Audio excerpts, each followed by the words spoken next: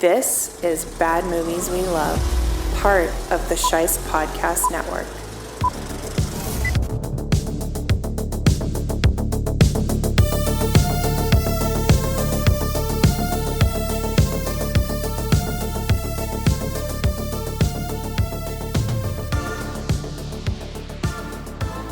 Hello, Bad Movie Lovers. I am your host, Nick Scheist, the master of this stupid stuff!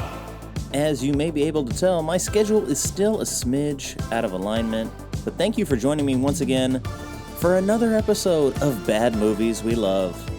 If you're listening to this, you are the Resistance. And you can become a contributing member to the Resistance at ko-fi.com. That's ko-fi.com/badmovieswelove.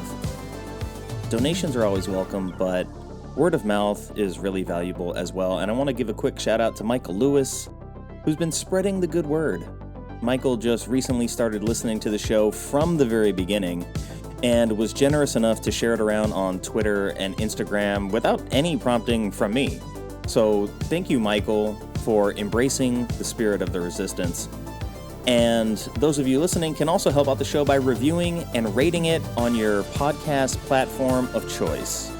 But without any further ado, I've got a fantastic episode lined up for you all today, as I was joined for this one by the prolific Jonathan Janz, who's the author of many books, including The Dismembered, Exorcist Falls, Witching Hour Theater, the whole Savage Species series, Children of the Dark, and the soon-to-be-released Children of the Dark 2 Night Flyers. And Jonathan was gracious enough to join me to share in the love of Scott Derrickson's big screen debut, The Exorcism of Emily Rose.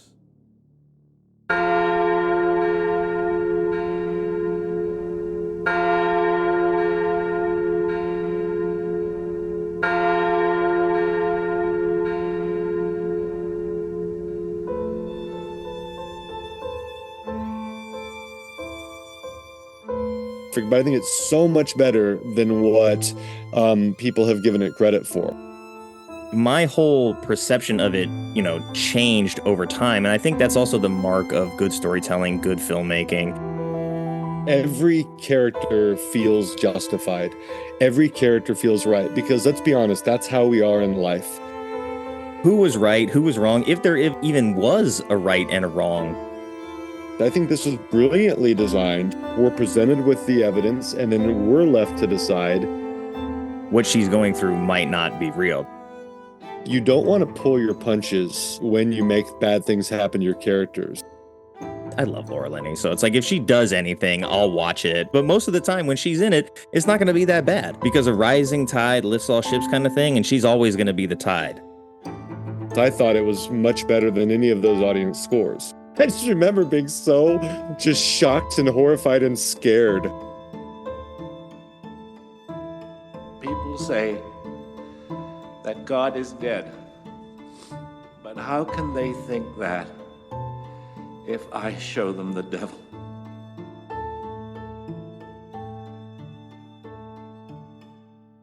Jonathan, I'm so excited. Thank you for being here. I really appreciate you taking the time to do this. Thank you so much for having me. I appreciate it. This was sort of just like happenstance. You had mentioned something about this film on Twitter, and someone that I know had commented about what they didn't like about it. And that gave me the opportunity to step in and say, well, wait a second. I actually like this movie a lot, and I'm really glad to see somebody else stepping in and saying the same thing. And we're talking about The Exorcism of Emily Rose from 2005. And when you had posted about this on Twitter, was that your first time watching it, or is this something that you had revisited? Yeah, no, it's the first time I'd seen it. I was aware of it, and it's weird because there are a lot of titles like this title, but I think this was the first one. There's like The Exorcism of this young woman's name or The Exorcism of this woman's name. And then I think, though, that this might have been the first title of that kind. I know there are a lot of other exorcism movies. So, I mean, I guess, yeah. So the similarity of those names always, I guess, harkened back to this title because this is the first time I heard that pattern. And I had seen, like, I ask on Twitter a lot because my middle child, my daughter Jewel is what she goes by online, but we love horror movies. We watch horror movies together. And so often I'll like solicit opinions and recommendations. And this is one that pops up again and again, or that has popped up. Like Tim Wagner is the name of an author that I really respect. He's a friend of mine, and he often recommends it. So whenever I see that, like I go to Rotten Tomatoes and I go to Letterboxd and other places. Rotten Tomatoes has a low score for this. I think the last time I checked, it's like 44. I could be wrong, but it was low. And I guess for that reason, I'm a little ashamed to say this. I guess it like I pushed it down the list of movies that we might watch until finally enough people recommended it that I watched it. And like you just talked about, when I finally did watch it, I couldn't believe how good it was. So I guess that's the very boring story of how it was put on my radar. Yeah, it's listed as a 45 on Rotten Tomatoes.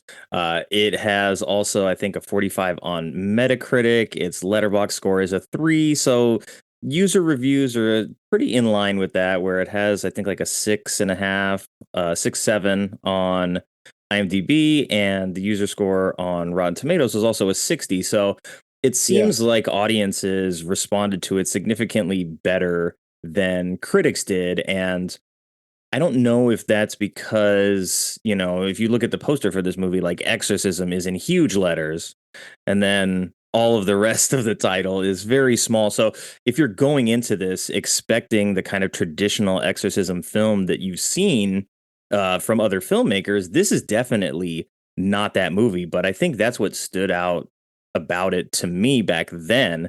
And of course, like, the cast is amazing. Jennifer Carpenter is just phenomenal in this film, and I think her performance still holds up really, really well, and maybe even more so on rewatch, because it had been a good 15 years probably since I had seen this. And at the time I really liked it, and then I never heard anybody else talking about it, and it seems to have just fallen by the wayside. And like you said, maybe some of the negativity from some of the critical reception held it down, didn't let it really gain a huge audience. So I'm glad to be able to circle back and talk about it now. Yeah, I like that you alluded also to the IMDb score. You alluded to the Letterboxd score. 3 on Letterboxd is actually pretty good. Yeah. That's a pretty strong score, particularly for a horror movie. There have been a lot of horror movies that I've seen get like 2.6, 2.4 that I've really enjoyed. So 3 is strong. That IMDb score is strong. And as you said, the audience score on Rotten Tomatoes is like 60. And that's pretty strong too. So like it's weird. Like I find, and you might be the same way, I find my opinions are all over the place. Sometimes I'll agree more with the critics, sometimes I'll agree more with the audiences.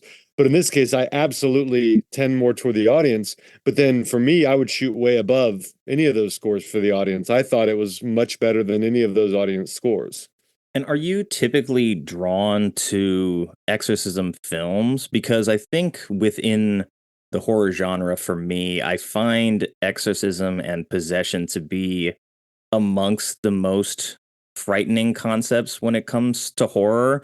And it's not just because of sort of like the body manipulation stuff we see here. It's that idea of being held prisoner inside of yourself that I feel is like very tangible and very real, even if you don't believe in Catholicism or religion in any way. I think that is something that is sort of universal. If you can feel trapped within yourself, that is something that a lot of people can connect to. And it's probably why exorcism movies do pretty well across the board and have been continuing to be made for such a long period of time. Yeah, I really enjoy exorcism movies, and I think that you captured it quite well, the being trapped in your body. And I think therein lies some of the genius of Jennifer Carpenter's performance. There have been a lot of movies about possessed people, but it's interesting. Like sometimes we focus more on the family members or those trying to achieve the exorcism, and we do get those elements here, particularly with regard to like Tom Wilkinson and Mhm. and others. But I feel like this one, Jennifer Carpenter's performance, and I'm sure we'll talk about like how demanding it was and how extraordinary her physical performance was. But for me, I think what makes this special is how palpable her fear is. Like you Yeah. really feel like she's trapped in this nightmare. You really, it's a very compelling performance. The scene where she's in her dormitory and I think that's when she starts experiencing this for the first time. Like we've all been alone at night. We've all heard things in the darkness. We've all been frightened by that. And she captures that kind of elemental basic fear really well. But then to experience what she does and to have it escalate by 1,000 steps and for her to capture that ultimate absolutely abject terror, I think that's really an incredible feat that she achieved. And so I think that's what, so I like exorcism movies to begin with for the reason that you related, but I feel like she, more than probably most people in exorcism movies, captured how frightening it would be to experience this. Yeah, I think you hit the nail on the head because just I think horror in general as a genre, when the primary goal of the film and the filmmaker is to scare the audience, you have to believe that the person in the lead is scared.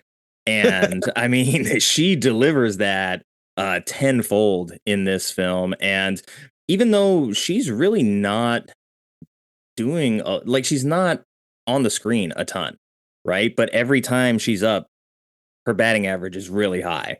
So they need to cut back to these particular scenes. And, I had written down like it was a weird place to start with this movie, to start with the death of the possessed. Yeah. Because, you look at other exorcism films and a lot of it is about like the act of the exorcism and it getting progressively more intense and more frightening. But this to me felt like it took a horror concept that we're very familiar with and then like stepped outside of that concept and was like, we want to tell a story that is examining whether or not possession is real and what that would sort of look like in the modern world. And it's very effective at that because it's so much courtroom drama in comparison to just a straight horror film. And so I could see people who are like pure horror aficionados that just want to be frightened the entire time or very into practical effects like I am. And I think that movie actually does this very, very well throughout the film as well. But I could see it being maybe a little bit too monotonous is not the right word, but a little too courtroom focused for someone who's into slashers, maybe. So maybe that's why it sort of had a negative reception critically. But since you're here, one of the things I want to ask you is to sort of give us a nutshell version of this film for anyone who is listening and hasn't seen it, which I can't imagine listening to this if you haven't seen the movie, because we're going to really spoil it a lot. But there are some people out there who may be willing to take a chance on this if they haven't. So, what is your synopsis for this? I think that it really boils down to the leads. As you said, we find out in the beginning that this young woman was maybe or maybe not possessed, and that she's dead. You find that out right away, and I think that you brought that up. I think that really it reminds me a little bit of a movie called Lake Mungo. Which is one of my very favorite. It's a top 10 horror movie for me of all time. It is at probably top 5. It's just genius. I love it so much. And in that one, we also find out very early on that this young woman has died. And what that does, if done well, in this one is, it really imbues the whole proceedings with this sense of dread, with a sense of just doomed inevitability. And while that could be depressing, it can just also be really, really frightening. And I think that's the case here.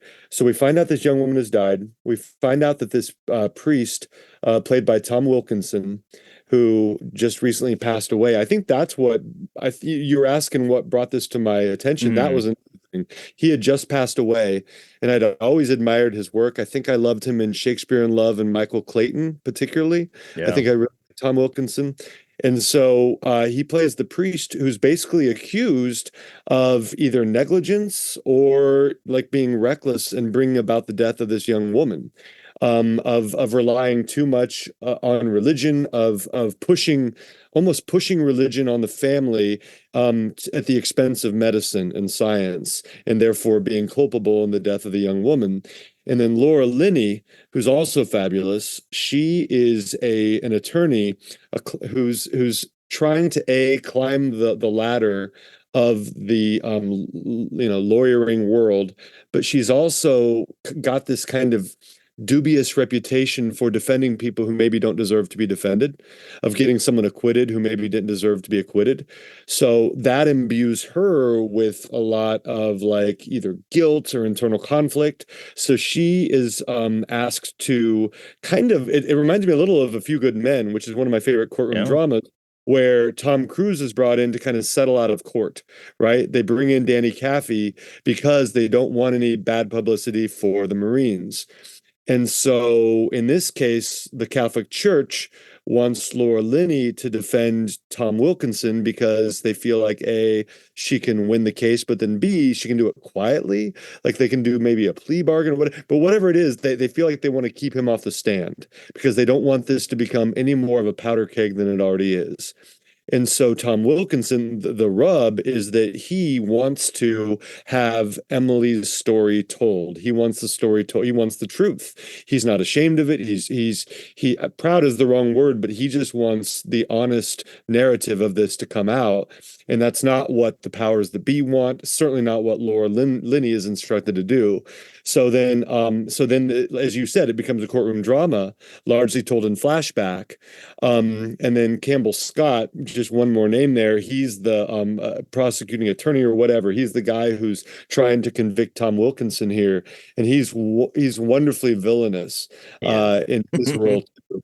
And I just think that's when you've got a great script, great performers, and a great director like Scott Derrickson, like you're going to have at least a good movie. And I think that we have much more than a good movie here. So that's what I would say is my synopsis.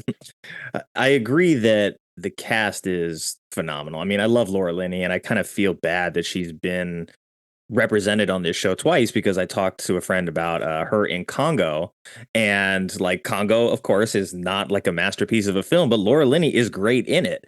And I lamented the lack of her getting the opportunity after Congo to be just like the badass leading lady who gets to wield a laser gun and slice up evil gorillas. I'm like, she got it the one time, but it never parlayed into anything more than that career wise. And she's obviously taken much better roles since then. So I don't exactly blame her. But she could have been, I think, a very good like action lead given the opportunity. And like you said, Tom Wilkinson's great. I always have a soft spot for him from like The Full Monty and Rock and Rolla as well. And Campbell Scott, as you said, great. And who is it? It is Kenneth Welsh, who plays Dr. Mueller, who's also really good. And I wish that he sort of would have been more involved because he doesn't really show up until like right around like the cusp of the third act. And it's like, oh, he's going to be our ace up the sleeve. And then that doesn't exactly work out, to say the least. But I was going to ask you, too, for something that is an exorcism film that is questioning whether or not exorcism is real. It starts with the story of this woman who died and the priest who is being held responsible for it as we lead into the courtroom drama side of things. But do you feel that that was a different starting place watching it now in the 2020s versus 2005, like in the wake of everything that has come out, you know, in regards to the Catholic Church over the last 20 years or so? I feel like when the character of Father Moore is introduced to us, it is supposed to be understood that he is a righteous man and that he's sort of being wrongly accused of the death. But then watching it now in 2020, I'm like, well, you could look at it like completely opposite to that and look at it like he really was forcing this religion onto this family and making these horrible choices. And I started to see that side of the equation much more clearly than I did when I initially watched it. And I think Scott Derrickson is a good enough filmmaker to understand that dichotomy and really make the character design work to play both sides. Did you see it that way, or were you like right away on Team Father Moore? Well, yeah, I was on Team Father Moore because Tom Wilkinson plays him with such decency. Yeah. But what you said, I think, is also very true. I mean, looking at it through a lens 19 years later, there has been, as you say, like a lot of, there have been a lot of horrible facts that have come to light. And I think anytime you have an organization, there's the danger of like institutional rot, of like corruption within that organization. And that I think that's a problem. It's not just in it obviously is a problem within the Catholic Church in some ways, but I think it's a problem in a lot of organizations when there ceases to be oversight, when it becomes more about the reputation of the organization than it becomes about doing the right thing and admitting mistakes and growing and learning as an organization. I think any organization is susceptible to that. I think government is susceptible to that. I think so. Yeah, I feel like Scott Derrickson and his co-writer are, like you said, like it's written well enough for that dichotomy to be present for you to look at it through either lens. And then also, I feel like Campbell Scott, he's definitely frustrating. He's definitely cast as the villain as the movie goes on. Yet at the same time, he plays it with such credibility and intelligence. He's not a mustache twirling caricature of a villain just thundering at Tom Wilkinson. Like, what he says has merit. There are a lot of points that he makes.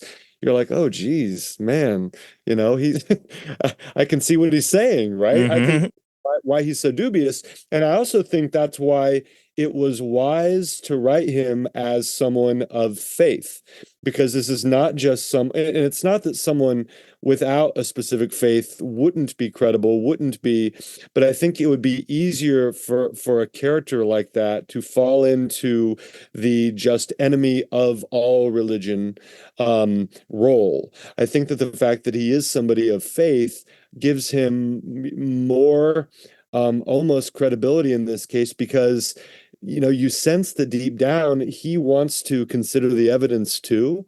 Like, I feel like it's a pretty nuanced performance by Campbell Scott.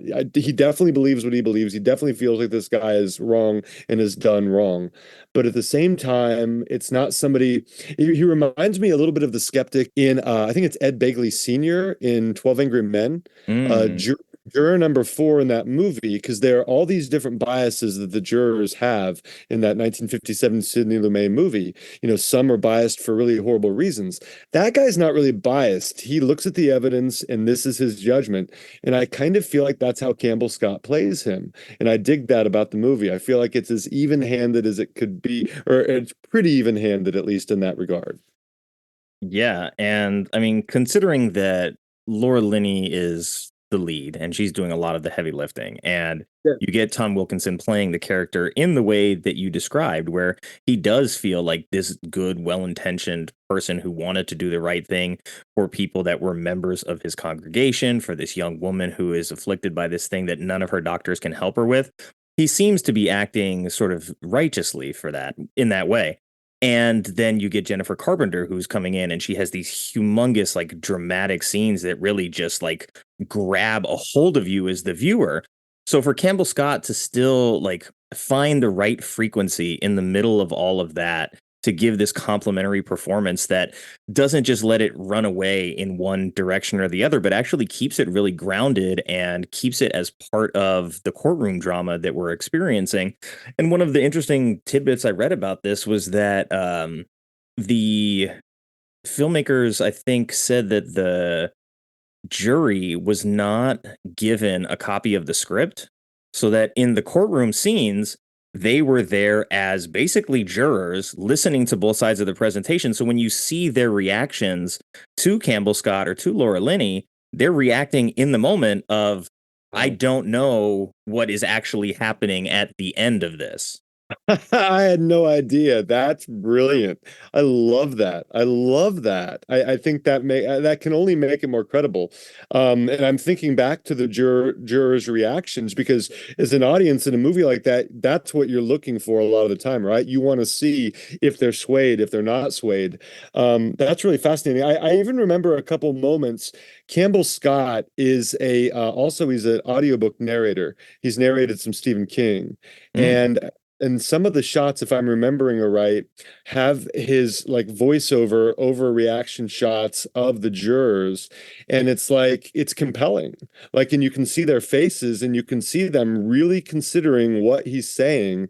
I think that's really a wonderful approach. I had no idea that's what they did, but I love that. It makes total sense as I look back because you don't have, there's nothing hammy or canned about the jurors' reactions, and it doesn't really lead you one way or the other. You don't know. For me, I didn't know what they were going to say, but because it's kind of a two-part decision in the end. There are two elements of their decision. I didn't know what either element would be. In fact, I think I was surprised by both of the elements, which again, I think that speaks to the writing and to the approach. Yeah, and I think that Derrickson and his writing partner Paul Harris Boardman, Yeah.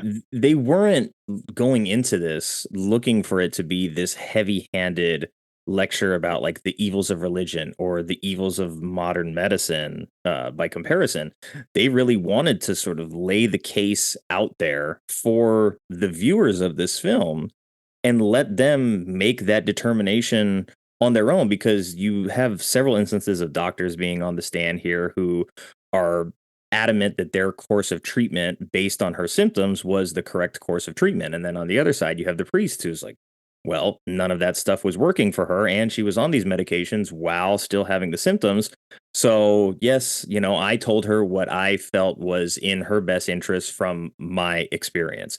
And we're not really told as the audience that like one is right or one is wrong. Sure, like some of the doctors are maybe a little smug on the stand, but that's about as far as it goes. But still, what they're saying has merit. Like you said, it's not this thing of, oh, they completely lied about the circumstances or misprescribed medication. They were working based on the evidence in front of them, just like Father Moore was.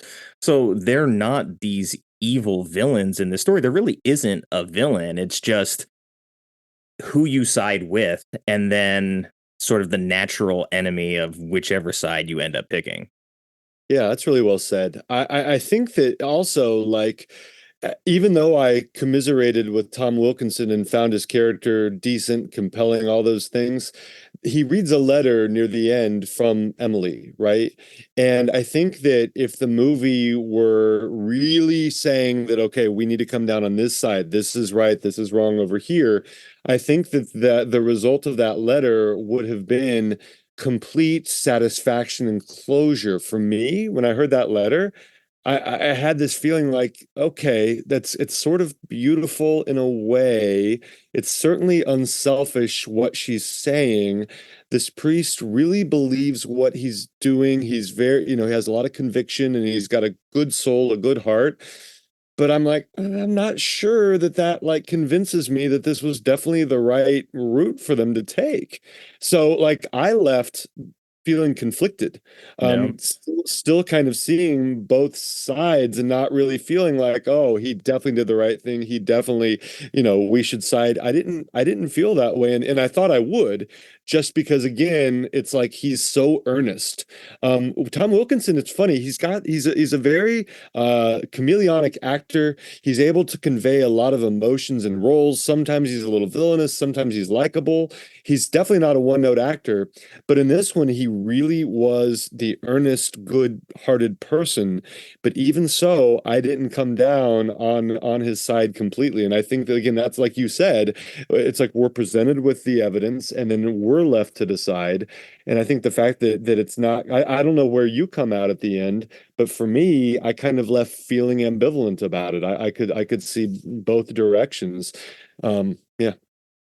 I agree. I didn't feel that way when I had watched it the first time, 15-ish years ago. I felt pretty confident that she was possessed and that this was the truth of the story, and that, the doctors were just not capable of seeing that because they're blinded by their faith to medicine, not their faith to God. And so in that way, I always looked at it like, oh yeah, the possession was real. And then by the end of it this time, I was like, I don't know. I seriously don't know who was right, who was wrong, if there even was a right and a wrong at the end of that, and whether or not her demonic possession was real or was a symptom of something else. So I felt like the movie did a much better job in captivating me that way this time.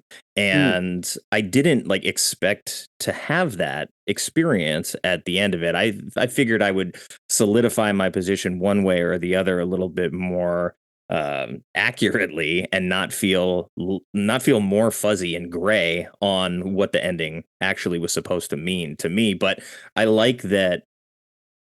Well, generally, I like filmmakers who give their audience a chance to sort of answer those questions for themselves. So I figure I have much more of an appreciation and respect for that now. And I think, this is a film that's fairly early in Derrickson's career, but it goes to show why he's gone on after this to do a lot of work that has been, more well received than this film, even though this is a good film. Yeah, no, I think he's fantastic. What's interesting to me too, I feel like the movie, like the way that things end, it could be read as an indictment of both Yeah. extremes of the idea that faith and what a person believes has zero role in that person's wellness, or the idea that science is almost like this malevolent force. I think that both of those extremes are indicted here.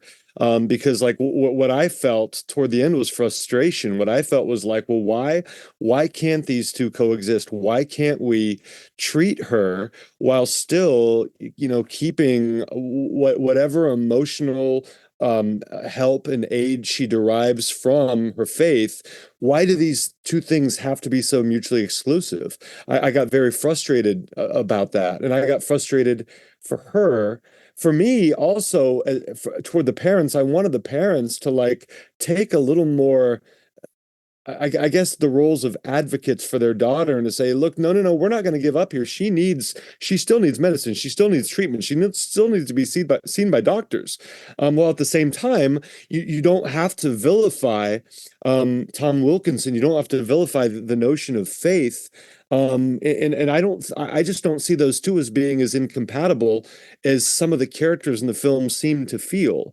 So again, I feel like it's interesting that lack of cooperation, I think, becomes maybe the villain, right? The fact that we have to do one or the other. And you see that in the courtroom. You see the way, like you said, the smugness. It's like the people who are on the side of medicine look at the people of faith as just misguided, ignorant, to be pitied, or even mocked. And then you see the side of people of faith. You see them looking at these people as these hard-hearted cynics, right? Who just don't truly care. They just care about being right. They don't care about this young woman's well-being. And to me, both are sort of indicted given what happens. Yeah, that's an excellent point. And it's almost like the arrogance on both sides prevents them from actually working together. Yeah. And at the end of the day, it's a young woman who I think is 18 in this. So that young life is lost because of refusal to cooperate. And I mean, you're a writer. When you look at this, just the design of everything that we just talked about, do you look at that as maybe what the real intent of the film was? I think so. I think that in the best stories, every character feels justified. Every character feels right, because let's be honest, that's how we are in life. There are times when somebody else comes in with such an extreme point of view that we just can't even imagine. Like, what are they thinking? They're being so hateful, or they're being so illogical.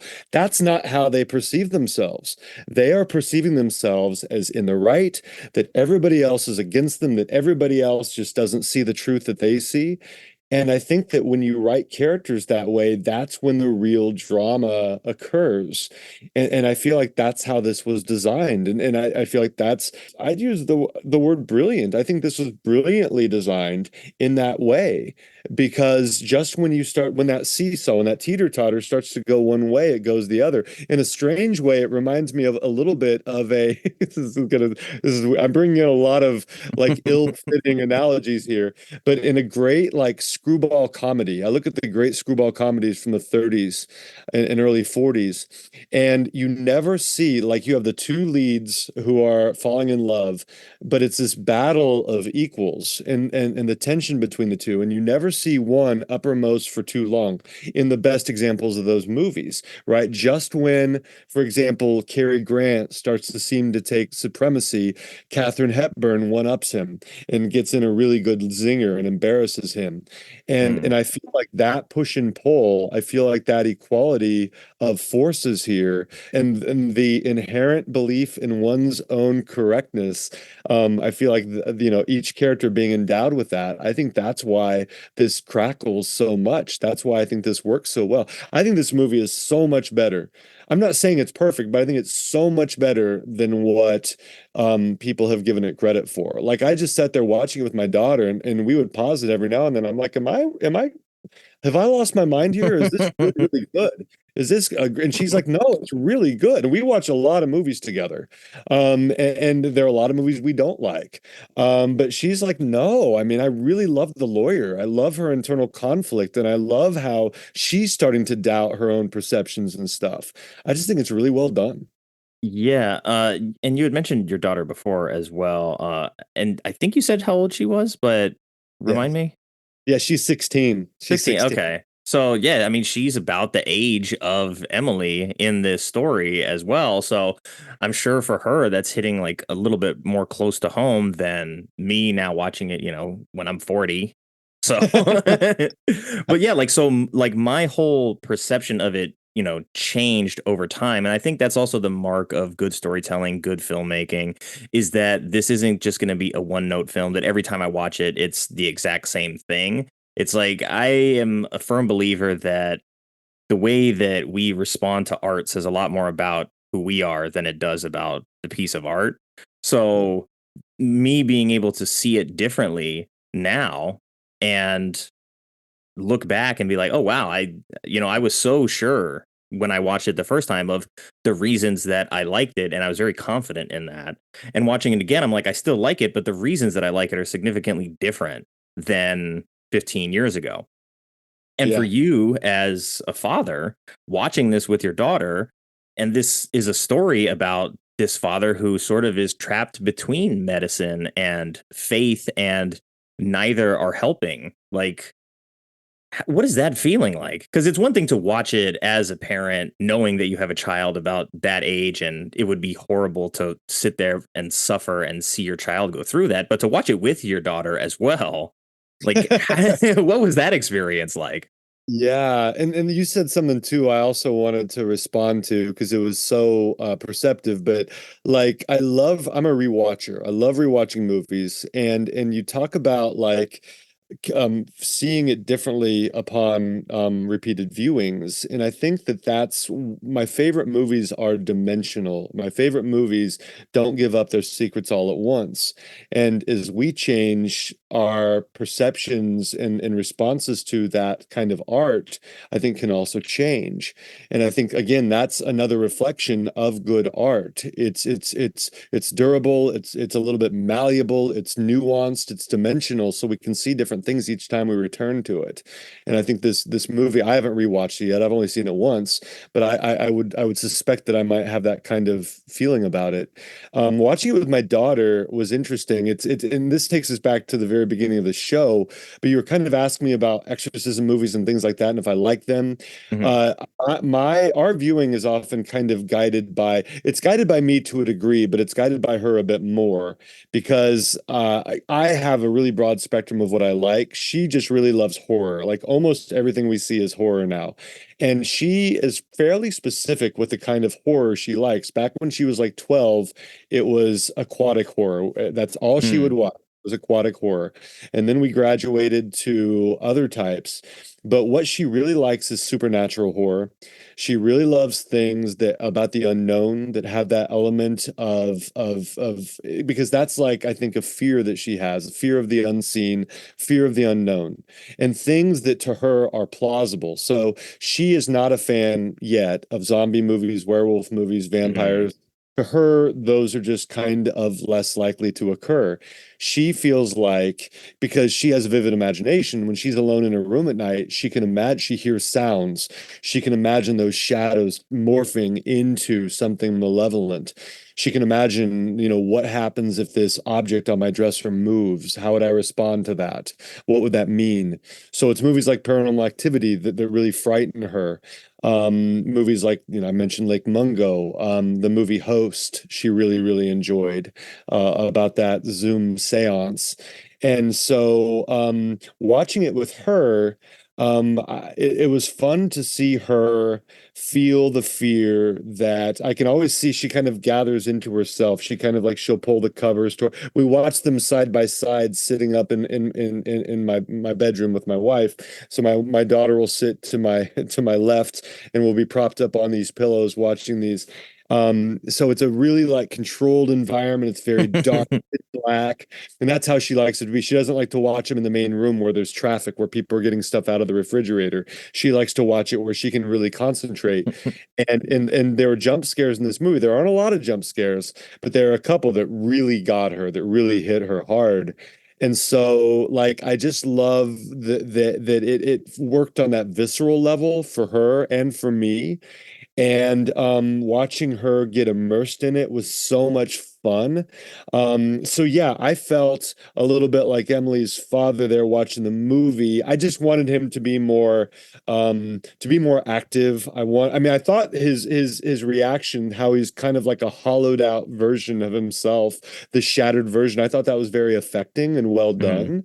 I, as a father, wanted him to take the reins more and do more, right? And be a little more of her advocate. But I think partially that was because I was sitting next to my daughter, right? I'm imagining what I would feel like if I start to see her body deteriorate, if I start to see her go hungry, if I start to see her, perform these seemingly impossible feats of physical harm and change.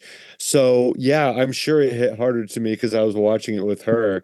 But there was also that element of fun because it really hit her. She reacted to it. Well, it's great that you guys could share that experience together. Yeah. Right?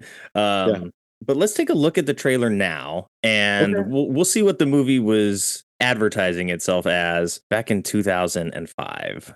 Yeah. Before we get to the trailer, it's time for a quick word from today's sponsor. Tales of casting out evil spirits are as old as the Bible itself, and probably much older than that. But in today's fast-paced world, who has time for demonic possession?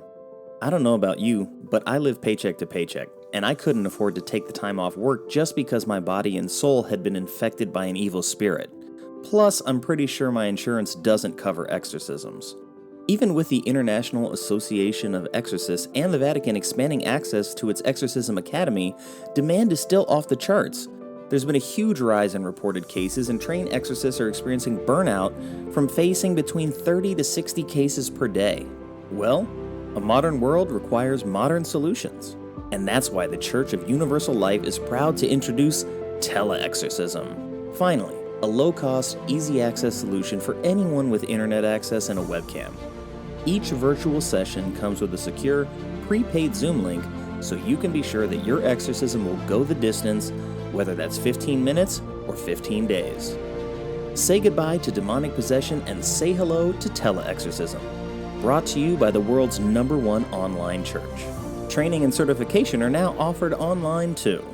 And now, back to the show. Okay, can you see this all right? Yeah. All right, let's go.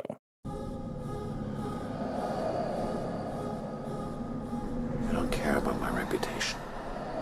What I care about is telling Emily Rose's story.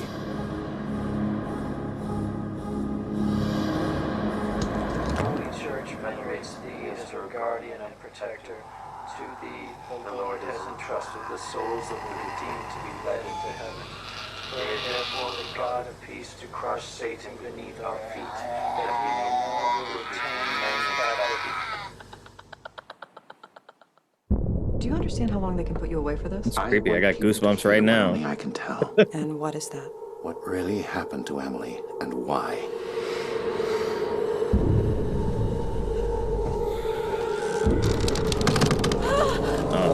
Yeah, the practical design at work on the bed there. Began that night at the hospital? I think she did.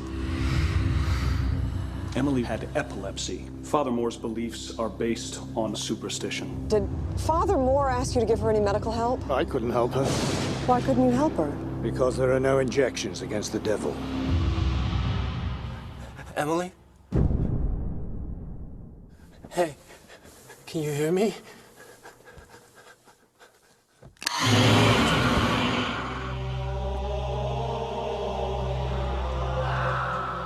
Demons exist whether you believe in them or not. Just be careful, Aaron. There are forces surrounding this trial. Emily, can you hear me? No, thank you.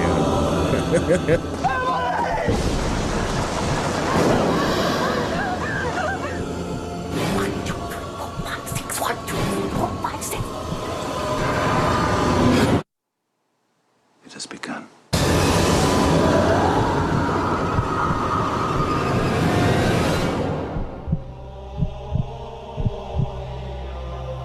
For the glory of God.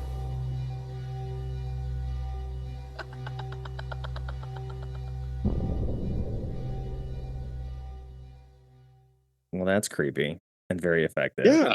Yeah, and it That was also effective. it leans into that element of Wilkinson's character that sort of tells us that he is acting in what he believes is the right way.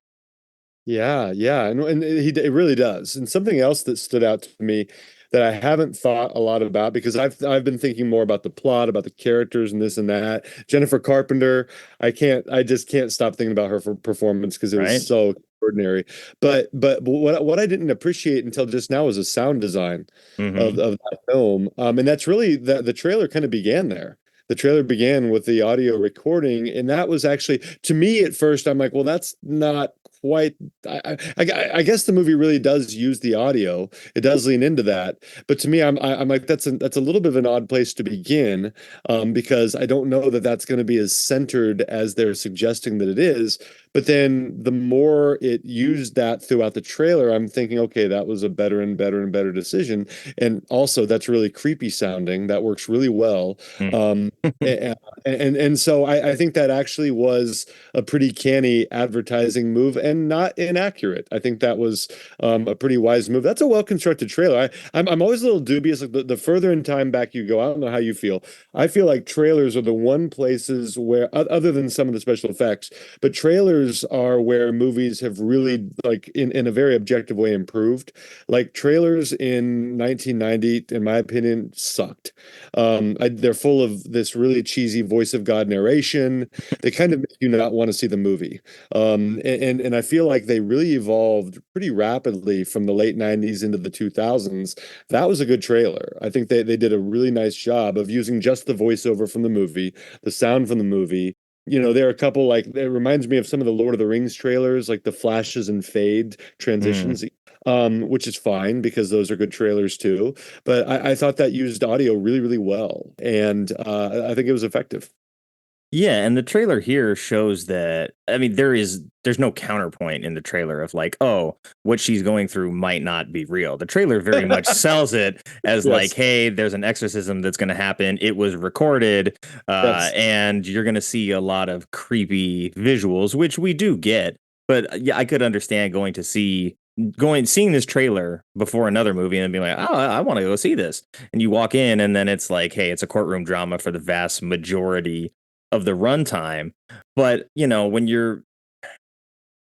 I don't think you're going to get people to necessarily want to see the courtroom drama version of this film. And it reminded me a lot too of Frailty, the Bill Paxton, who's it? Is Joaquin in that? and Matthew McConaughey. I haven't seen it since it was released. I remember Bill Paxton. I remember loving the movie and being shocked by the ending. But anyway, go ahead. Yeah.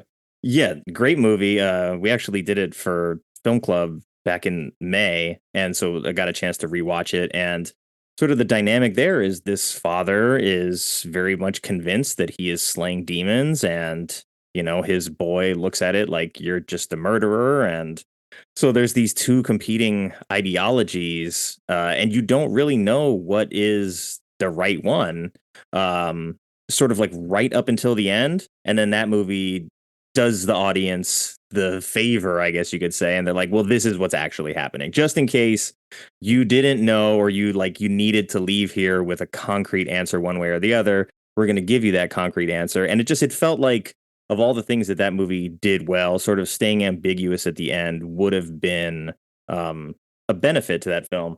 But this also reminded me of Primal Fear, where Laura Linney also plays a a very boss-like attorney who is defending someone that she believes is innocent, and the Catholic Church and their history is also involved in that storytelling as well. So it was interesting just to see that, basically 10 years after she took on that story, that is ultimately sort of a scathing criticism of the Catholic Church and what happened to this young boy that then eventually led him to commit these acts that he did. And then to now put her on the other side of that, where she's the attorney who got the murderer off. And she has to live with knowing that he was probably guilty. And then she sees on the news that he committed another murder after he was acquitted. And she has to deal with the weight of that in the presence of a priest telling her, like, yeah, there's going to be demons like messing with you throughout this trial. So like, try to keep your head on straight. And like all those little sprinkles of, pain, paranoia, guilt, sense of duty, like her competitiveness and her desire to win. All of these things like make for a very layered character. And I mean, Laura Linney is one of probably like our best living actresses right now. So of course she can handle this and does so in a very commanding way on screen. But it's still a very interesting change to see sort of a lawyer role that she played much earlier in her career versus this character now, with a lot of like similar, not necessarily story backbones, but just some whispers of some similarities to some other projects that she had already been involved with. That's fascinating. I had forgotten that she was in Primal Fear, and I've only seen that once, and I saw it relatively close to when it came out. But now I have to go back and rewatch that. I love that you talked about Laura Linney there. I think one thing a great story does, whether it's on the page or the screen, you don't want to pull your punches when you make bad things happen to your characters, right? You want to really make it hurt. You want to hit them where it hurts and cut as deeply as possible. One example that I always think of is in Jaws, when Chief Brody ineffectively tries to close the beaches after Chrissy Watkins dies. It's not just anybody who gets killed second, it's a little boy. Then it happens right in front of him and right in front of the little boy's mother.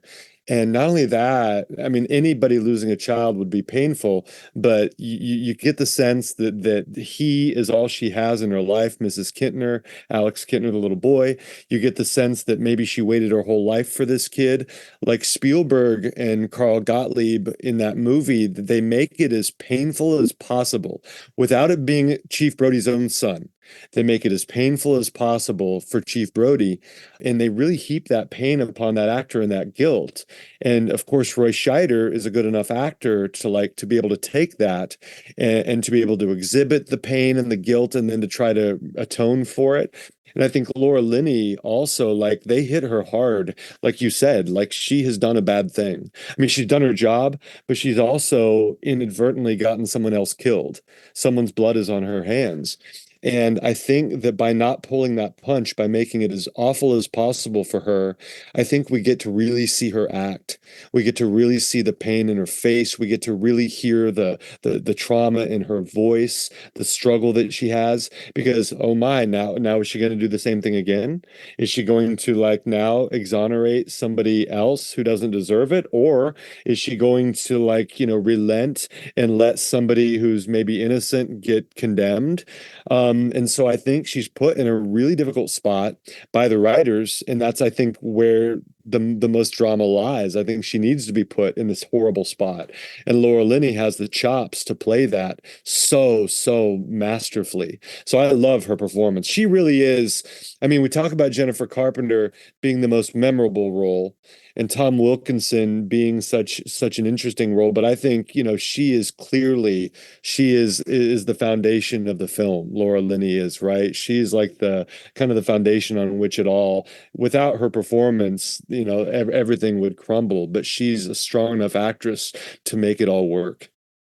Oh, absolutely. And I think some of her character trauma bonds her to Father Moore in that way, because she is torn by her.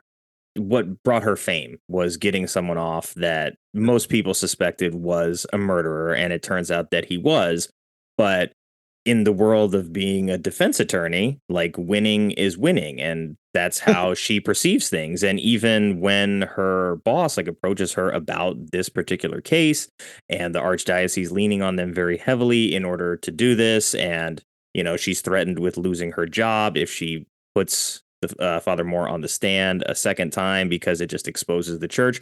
There's all these external pressures for her, and she has to not break in that moment in a case that she's losing with a client who is not being 100% forthcoming with her, while her TV is turning on in the middle of the night, and the front door to her place is opening. And so she's having sort of haunting experiences while trying to deal with this, while trying to reconcile these things of the past, while trying to connect with her client in a way that makes her feel like what she's doing is the right thing in comparison to what happened the last time. Yeah, it's such a wonderfully nuanced character, and Laura Linney's amazing.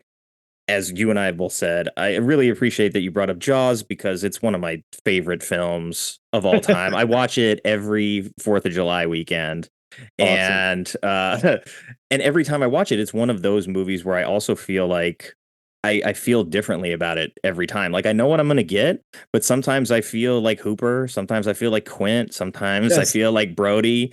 And in this most recent time that I watched it, there's this sort of like specter of the ocean that's haunting Brody. And he's like, he doesn't want to go out on the water. And they tease him about, living on an island if he hates the water. And he was very adamant about, like, I'm not going out on the water at all. I don't want to be involved in that. But then in that moment you had mentioned where the Kittner boy dies and they're on the dock, and Miss Kittner walks up and she confronts him that you didn't close the beach. You had the power to act, and you didn't. Yeah. You let politics get in the way of this, and now my boy is dead. And she slaps him. And I feel like his guilt over that was the catalyst for him taking action the rest of the way and getting on the boat and going out and being part of the hunting party, basically. So that's a movie too that I feel like, even though I've seen it, maybe 100 times at this point, it still feels very fluid and moving and changes the way I perceive it each time. So I'm glad you brought that up. It's an amazing movie. I'll always talk about Jaws. No, it is. Jaws is one of my top 5. And I think that what you talked about there is I'm an English teacher and a film teacher and a creative writing teacher. But what we talk about with character is, I find it very rare that a character is totally static. I think that the way that's often taught static dynamic character is that, people imagine a character has to go from like a mild-mannered librarian to a ravening, bloodthirsty werewolf to be dynamic. And sometimes that's the case, sure. Really, to me, for a character to be dynamic, the character has to have a perspective change. All right. And I think that all 3 of those characters in Jaws, you could say, well, Quint's stubbornness led to his demise. No, his perspective changes. He goes from this one note shark murdering character to starting to and he also obviously wants to kill the shark in the end too, but he's very dismissive of Hooper. He's very dismissive of Hooper's abilities. By the end, yes, it's by necessity, but he comes to respect Hooper, and he comes to see, and he comes to like realize, okay, we depend on this guy for our survival, and he wants Hooper to live. Hooper, he's all about he's taking pictures of the shark. Oh, you're beautiful, you're beautiful. Well, he's got to try to murder this animal by the end, right? So he changes, and there's obviously, as you alluded to, Chief Brody changes. And I think that we go back to this particular story. I think Laura Linney's character is wonderfully dynamic. And it's not just like a linear change. She goes through all these kind of convolutions, right? She goes in this direction, but then she veers back in this direction. She starts to doubt again. She goes over here, and now she's given this pressure.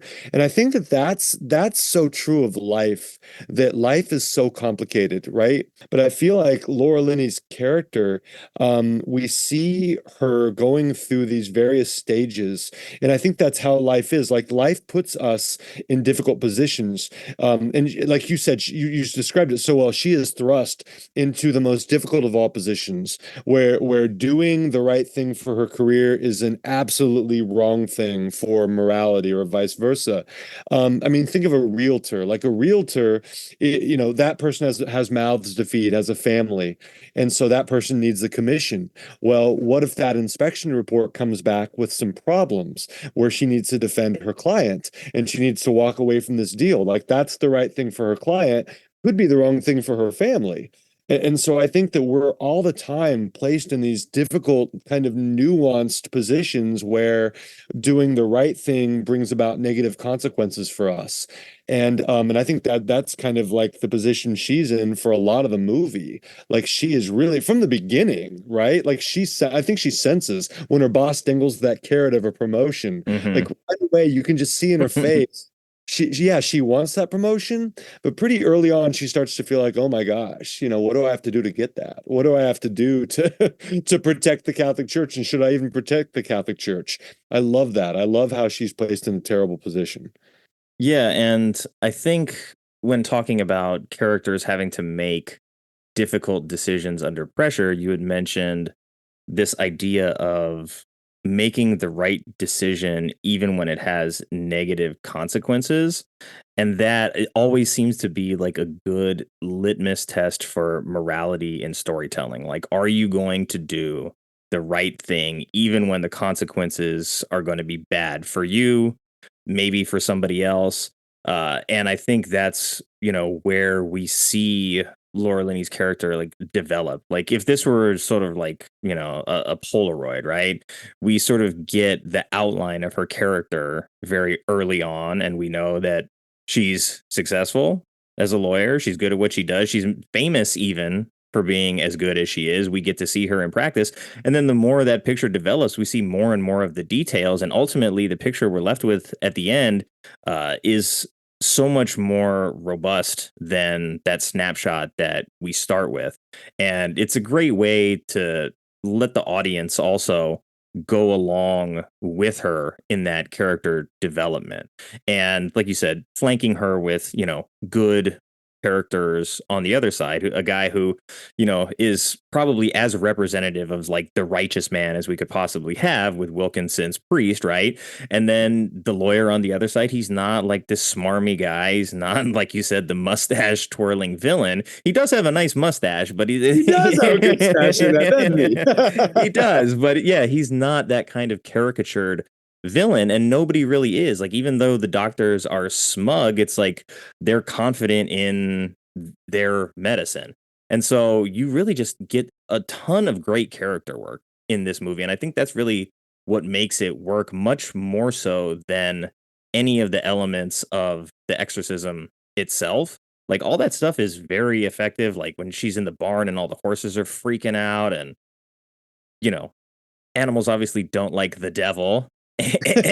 And when you're talking to the demon and says, I'm Lucifer, there's 6 of us in here and one of them is Lucifer, of course the animals are going to freak out. I mean, all of her just her physical contortion, Jennifer Carpenter's, I read that she was just in front of a mirror, like rehearsing for this, practicing like how messed up she could make her body look. And Derrickson just hired her on the spot, like after the audition. Yeah, you can't blame him. I mean, she just for the body horror alone is just incredible. Like it's almost I almost couldn't believe it when I read that she had done those things herself. Like I went back in my mind, I'm like, how? I mean, just like holding a specific pose. There's one moment where I think the boyfriend is in her. I think it's one of the first times we see her behaving in a frightening way. We see his expression, we see his fear, and then we cut to her. And I think she's holding this. And I just remember being so just shocked and horrified and scared by the way that I think she was maybe on the floor, but just by the way that she's posed. And so many of the things she does in the film are just so incredible. So you couple that with her facial expressions, with her voice. It just really is an extraordinary performance. Yeah. You start to understand why Laura Linney is the way that she is and why Emily is the way that she is. Like, what was her home life like, right? And then why she's so insistent on adhering to this faith only approach near the end. Like, what led her to that? And then earlier on you talked about the smugness of the doctors. Why did the doctors come to this place where they're or Campbell Scott, how does he come to this place? And I think that the best stories really help us to kind of understand each character and I know that stories are finite, so they don't have the time necessarily devote to every character, but I love it when stories are so interested. Honestly, Stephen King, that's why I love Stephen King so much. I remember a while back, I was in college, I read an interview with him. And of course, when I read him as a younger person, part of why I read him was to be scared. And I still read him occasionally for that reason. But like he said something like somebody asked if he was going to write a really scary novel like Salem's Lot or The Shining, like in one of his early books. And King said something like, I'm not so much concerned with scares, I'm more concerned with people. And when I heard him say that, I was like 19. I'm like, oh, come on, man. I want to, give us some more, things that go bump in the night. Does that mean you're not going to write anything else scary? Because I think that was around the time he was writing like Dolores Claiborne and stuff. And I enjoyed that. But at that age, I didn't enjoy it as much as I enjoyed it. Right. Yeah. Now, as I look back, I realize, well, okay, so Dolores Claiborne is awesome. Kind of a character examination. It is awesome, not just because it's scary, but because it examines characters. It examines people and all that stuff and their motivations. But now I look at like King's work and I realize that that's what's resonated with me all along. Yeah, I love the scares, but it's because he's so interested in people that his work appeals to me. Yeah, he's got this incredible voice and this storytelling magic, but like his character work, I think is what sets his work apart. And I think that's also what sets my favorite movies apart. And one other thing I just didn't want to forget, you mentioned relating to different characters at different ages. For me, one movie that did that was Good Will Hunting. Like when when it came out, I was Matt Damon. Like I wasn't smart, but like that's the character to whom I related. And I bet you can see where this is going. Yeah. Now I feel like the Robin Williams character a lot more. I feel like his pain, his sense of loss and regret and all that stuff. Like I really relate to that. And again, there's another story that's really that's character work. That's why that story still endures. That's why Good Will Hunting is still a great movie, is because it's such a closely realized and beautifully examined set of characters. Yeah, and I really like what you said about sort of understanding character motivation. And sometimes you do have an entity in the story that is very evil. But I'm a firm believer that context matters. And one of the films that we just covered for Film Club was Hunger, which is Steve McQueen's film from 2008 with Michael Fassbender. And he's playing Bobby Sams, who is an IRA leader. And so he's a political prisoner and he's on this hunger strike in the prison to try to win back particular rights for prisoners that would protect them as prisoners of war, as political prisoners, rather than just average criminals where, they're sort of treated way worse. And in this story, we're introduced first to one of the correctional officers in the prison, way before. Fassbender's not in the movie for half an hour. So the whole beginning of the movie is we're introduced to this cop at his house, and we see him having breakfast, and then he like goes to his car and he's like checking under the car to see if there's a bomb. And like all the tension is there very early. And like we don't know who this guy is until the time that he finally interacts with a prisoner. And that's like way, way later in the movie. And then we have like the riot squad coming in to, quiet one of these rebellions that's starting in the prison. And you've got this young, brash character who he's all bravado and he's slamming on his riot shield and screaming and trying to get hyped up. And then in the next scene, he's like cowering in the other room crying because what they were asked to do was just like beat these naked prisoners like within an inch of their life. And like he couldn't tolerate it. So it's like, yes, we can recognize that he's bad, but this is also a human being that is struggling in this moment. And I love that that movie had so much of that nuance. Yeah, no, I think that sounds fascinating. I know Fassbender's an amazing actor, and McQueen's a wonderful director. So I need to bump that up my list. It sounds quite excellent. Yeah, and it's only 96 minutes, a little over an hour and a half. So very easily digestible, and it's very quiet too. So it just like it feels like you're in that moment with them a lot longer than the 90 minutes. But that's a testament to McQueen's filmmaking skill and sort of his willingness to get his hands dirty. Yeah. But, I'm looking here at your book, Exorcist Falls. Yeah.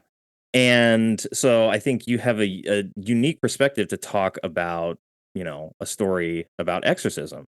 Yeah. And so how do you view like not just exorcism as like a vehicle for storytelling, but like as an actual thing? Is exorcism something that you actually like believe in and have studied and looked into? I gotta tell. I researched it for that Mhm. book quite a bit, and have seen quite a few exorcism movies. But to be honest with you, and this is such a cop out, but it's not a cop out because it's true. I don't know. I honestly don't know if I believe in it or not. I don't know if I believe in ghosts or not. I'm kind of open-minded. Um, I am. I'm a person of faith who is also often extremely embarrassed by the way a lot of people of faith act. Mhm. So it's kind of interesting. Like I have my own faith in what I believe in. I see people so frequently just use faith as like this dagger to attack others, instead of a further reason to love others and understand others. So as far as exorcism goes, for me, the jury is out. I'm not sure. And I guess that's probably one of the things that fascinates me about it. Because like if you ask me this in the cold light of day, maybe not, maybe Tom Wilkins is just being overzealous and negligent. But if you ask me that at 3 a.m. and I'm lying there in the dark thinking, yeah, I think I do. I do believe that such Yeah. a thing is possible. I do believe in demons. So I think it's just I don't know. I mean, maybe that sounds wishy-washy, but that's kind of where I am and where I've been for a long time. And so, like, in approaching writing a story that incorporates exorcism as a vehicle to tell that story, like, what was your biggest challenge in like putting pen to paper with that? Yeah, I think for me, here's the deal. It's like I feel like people can be very reductive and very dismissive. Anytime I see a thread about movies or books that begins with "What are we tired of seeing?" Mm, I immediately scroll past. yeah. All right. Or what should there not? There shouldn't be any more vampire movies. There shouldn't be any more of any found footage or whatever. I love found footage. Yeah. I love vampires when they're done well. I think for me, the whole key to whatever you're doing is that you need to bring something new to it. It doesn't mean you need to reinvent the wheel. It doesn't mean that it has to be bereft of any influences. In fact, to me, the way that you interact with influences can be really fascinating. So like I often like wear my influences on my sleeve. Like, yeah, Exorcist Falls, Exorcist Road, the novella, then the novel, like they definitely have shades of William Peter Blatty in them. Like they definitely have a little bit of The Exorcist. They have Legion in them, that wonderful book. But at the same time, I feel like it's a really new take on the exorcism notion. I feel like I bring not only my own lens to it, but like in my case, it's like a whodunit. It's almost like a locked room mystery. Exorcist Road is the novella, and then Exorcist Falls is the novel that kind of collects both the novel and the novella in it. But yeah, so I feel like while yeah, it's certainly inspired by William Peter Blatty and by William Friedkin and others, I feel like it's its own unique thing too. And I feel like as long as Josh Mallerman, one of my very dearest friends, we talk about this, it's like as long as you're approaching it from a place of art rather than commerce. And I realize that filmmakers, I realize that people, I'm not like a flake who doesn't care about money, but I feel like the art has to come first. The story has to come first. Yeah, you can be aware of like demographics and marketing or whatever, but that's kind of for me somebody else's area. Like for me, it's got to be about the stories. It's got to be about the characters. And as long as you're going at it, you're coming to it from a place of like magic, and you're coming to it from a place of wanting to tell a wonderful story with really interesting characters. I think you're going to do something good and interesting. It's why I haven't written a zombie book. Like I love zombie books and I love zombie movies. I just haven't found like my own unique take yet. I will eventually. I just haven't found one, and I don't want to do one based on money. I don't want to do one because zombies are hot again. Let's write a zombie book and try to like catch magic or lightning in a bottle. I hate that cynical approach, and I feel like sometimes that's successful. Sometimes writers succeed that way, and filmmakers succeed that way because they follow that wave. But I don't like that. I feel like that's cynical. I don't like that. And I feel like you can kind of smell it. Even if it's successful with a lot of like viewers and it makes money with readers, I feel like a lot of readers and viewers can just kind of smell the money grab. So as long as you're not approaching it that way, then I feel like you're in good shape. That's a good way to put it. I typically feel like I can see those cash grab sort of opportunities. And it's like, look, that's not always going to stop me from consuming it. But Right. if I understand what it is and I'm like, okay, this is a movie that is meant to capitalize on this being popular right now, look, that's fine. It can still be a good movie or a good product within that realm, but it's also trying to do this thing of striking while the iron is hot. And it helps me like temper my expectations a little bit. And I've been pretty good about not approaching things like with preconceived notions. I try to go in with as much of a blank slate as possible. And if I don't ever have any expectations, I'm never going to be disappointed. So it allows me to like a lot of movies, even movies that people, deride on a regular basis. I mean, look at the name of this show, for example. So, but, we had talked a lot about Campbell Scott and his character and how you mentioned that him being a man of faith was an important part of his character design when trying to prosecute a priest for the wrongful death of a woman in an exorcism gone awry. So when you were writing Exorcist Falls and Exorcist Road, like, did you come to a point where you're struggling to like reconcile your own faith with the story that you're telling? Yeah, I think that like so my faith to me, it really I believe so there's a visual here that the listeners won't be able to. So just imagine my hands, one hand lowering and one hand rising. But I always every year like my hands were like just a few inches apart, maybe like a foot apart when I was younger. And the top hand was the ceiling for human nobility, and the bottom hand was the floor for human depravity. Mm. And every year those hands grow farther apart. Every year I feel like, oh my gosh, people can be this terrible. People can be this evil. Yet at the same time, I'm like, oh my gosh, people can be this beautiful, people can be this loving and noble, even in the face of all this horror, people can still find goodness and love. And so, for me, I think that that's where I come into my stories, and it's so important for me to be honest about that. In that way, like, to be honest with you, I don't know. It's funny. I don't know how people perceive it. Like people, I don't know if they would see me. I don't know if they'd be surprised finding out that I have faith, or if that would like confirm a suspicion.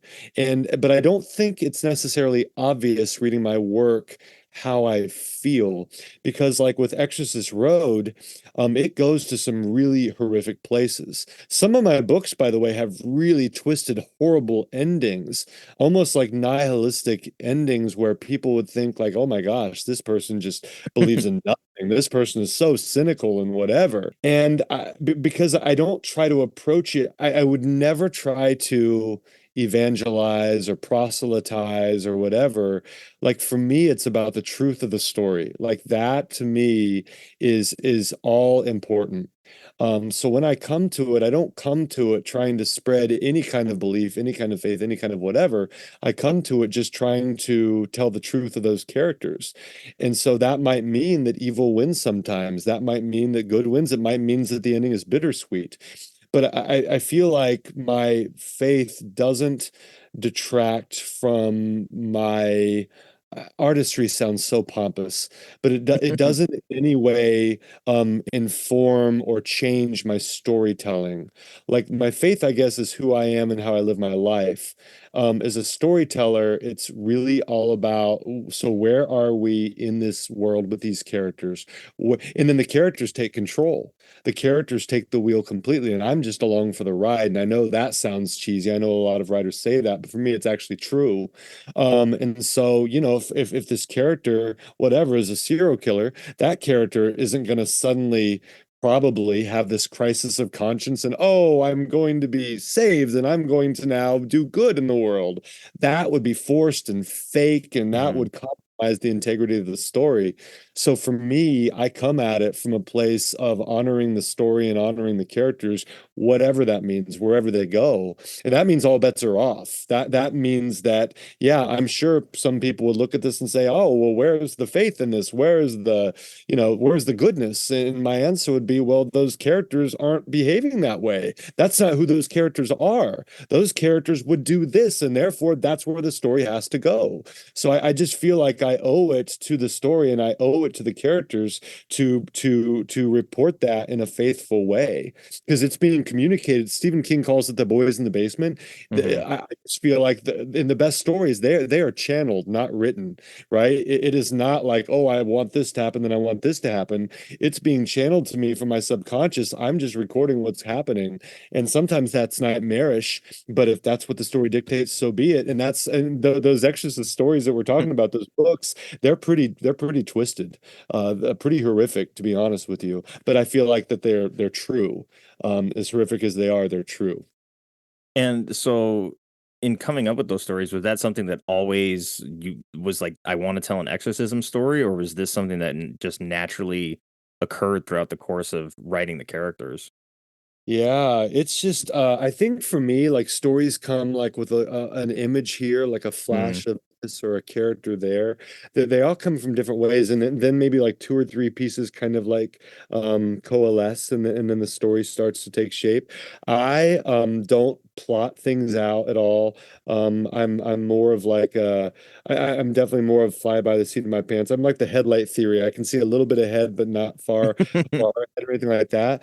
But to me, yeah, it's like sometimes this little morsel of an idea becomes too beguiling to ignore, and then I like go after it, and then I just follow it. And so, yeah, when I saw The Exorcist as a little kid, I'm sure it was fascinating to me, and I'm sure I always wondered. One thing I like about that too, that movie and that book by Blatty, I love how like you start to get a little bit of the why, because it seems senseless. It seems senseless that this would happen to Reagan, this poor little girl. But then at least you get some intimation of why this could happen, or how at least it could happen. And I find that so fascinating. And that was a big question here for me as I wrote my own stories.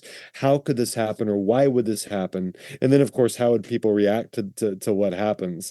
But yeah, I think it's the same as all my stories. I became fascinated by just a little glimmering will-o'-the-wisp gleaming in the forest, and I followed it. I mean, that's how this show started, so I understand. I was like, Is that hey, right? Well, how, yeah, maybe people would want to talk about bad movies, and I have my other show that I've talked to you about, which was more of a formal like interview show where sat down and I would talk to people about their profession and all kinds of things, and I pulling from my journalism background and doing radio when I was in college, and during that, I started making more film friends, and I started the online film club and stuff, and then this idea for Bad Movies We Love was just like something I wanted to do. And so I incubated it on the other show, and I did like 6 episodes there. And then I was like, this idea is good enough to be its own thing. It And is. so I pulled it out of there and I built an entire show around it. And now this show's way more popular than the other show ever was. Is that right? I think that's a sign that I did the right thing, though. You followed it, right? You followed did. That's great. I mean, that's the thing. It's like great ideas, whatever they are so they have such gravity, right? And I love it when that gravity becomes too compelling to ignore, and that's obviously what happened here. And I'm not surprised at all the other. You're very, very. I'm not saying this because I'm on your show, but you're very good at what like you're very good at asking questions and following threads, and yeah, that totally makes sense to me. Yeah. Well, also, you and I had talked about having you as a guest on the other show where we're going to talk about your book, Children of the Dark, right? And the sequel for that. And like I said, in fairness, I've been swamped. I did not get a chance to read it, and I didn't want to just be like, hey, let's jump into that and like pretend I know what I'm talking about. I want to show you the respect of reading the book and the sequel, and then we can reconvene and we can talk about those 2 books and sort of like your entire process as a writer. But, we just had a little like sample version of that talking about Exorcist Falls. And I don't have a great segue to jump into the next thing, but now's the point in the show where we do trivia. So are you up for a few rapid fire trivia questions? I am. I'm a little afraid, but I am. I'm ready. Time for trivia. Okay. Well, the good thing is we don't score it, and there's no prizes to really give out. So we just have fun, and we use it to sort of supplement some of the knowledge around the film with some interesting stuff from behind the scenes. So without further ado, the first question is: this story is actually based on the true story of who? It's not Emily Rose.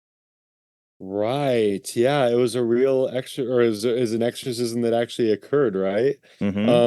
And I forget the name of wasn't there's a book about this, right? Yeah. Well, was Deliver in the title? This wasn't the Deliver Us from Evil, was it? Or was it a different book? No, this was Anneliese Michael, young German woman, and I believe that one of the expert witnesses ended up writing The Exorcism of Anneliese Michael, which then became the inspiration for this film. But yeah, Deliver Us is another exorcism movie from Scott Derrickson, which is pretty damn good too. That also doesn't seem to line up with what a lot of people like wanted out of their exorcism films. But a friend of mine had put me onto that and was like, you got to check this out. And I was like, I don't know, like cop dealing with exorcists, like, we'll see. And then I turned it on. I was like, okay. I was like, all right, I'm fully on board. I've got to see it, man. I've got to see that film. I love Scott Derrickson, and it sounds interesting and cool. I think the thing that you talked about with the young German girl, I think the night, because I haven't done this makes okay. So you said you hadn't read my book. Well, just full disclosure, I've not done really any extra reading about the Exorcism of Emily Rose. So I haven't done any supplemental reading. So I'm going to fail this trivia test. But that night after we watched it, I did read on a little bit. I remember reading that because it was such an interesting movie. But yeah, that real life case, what little I read, what couple articles, is pretty chilling and creepy. Yeah, from what I read about that case was that it was actually her parents that were the priests that were trying to perform the exorcism, which I think if you add that into the context of the film where, we had talked about your relationship to this film, like watching it next to your daughter, watching this as a parent versus watching it like, when you're in your 20s like I did. And so to have the additional layers of not only was it a priest that failed this exorcism, but the priest was the father.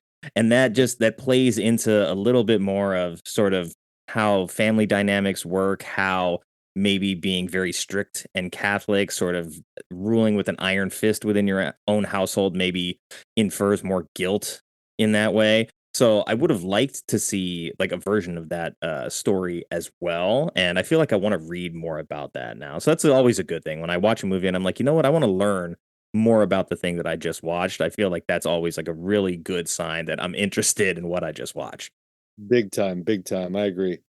Okay, so question number 2. We've talked a lot about Jennifer Carpenter, and we had mentioned that, Scott Derrickson hired her on the spot basically because of how good her audition was. And there was even rumors, or it was said that the filmmakers had planned on using a dummy to sort of show how contorted her body could get. But after seeing her, they were just like, no, we're not going to use the dummy. Don't worry about that. But do you know who it was that recommended Carpenter for the role? I don't know. In fact, I didn't know anything about Jennifer Carpenter. Wasn't she in Dexter eventually? Yeah, Dexter started the year after this, which sort of brought her to fame. Yeah, and I've never even seen Dexter, which is really embarrassing.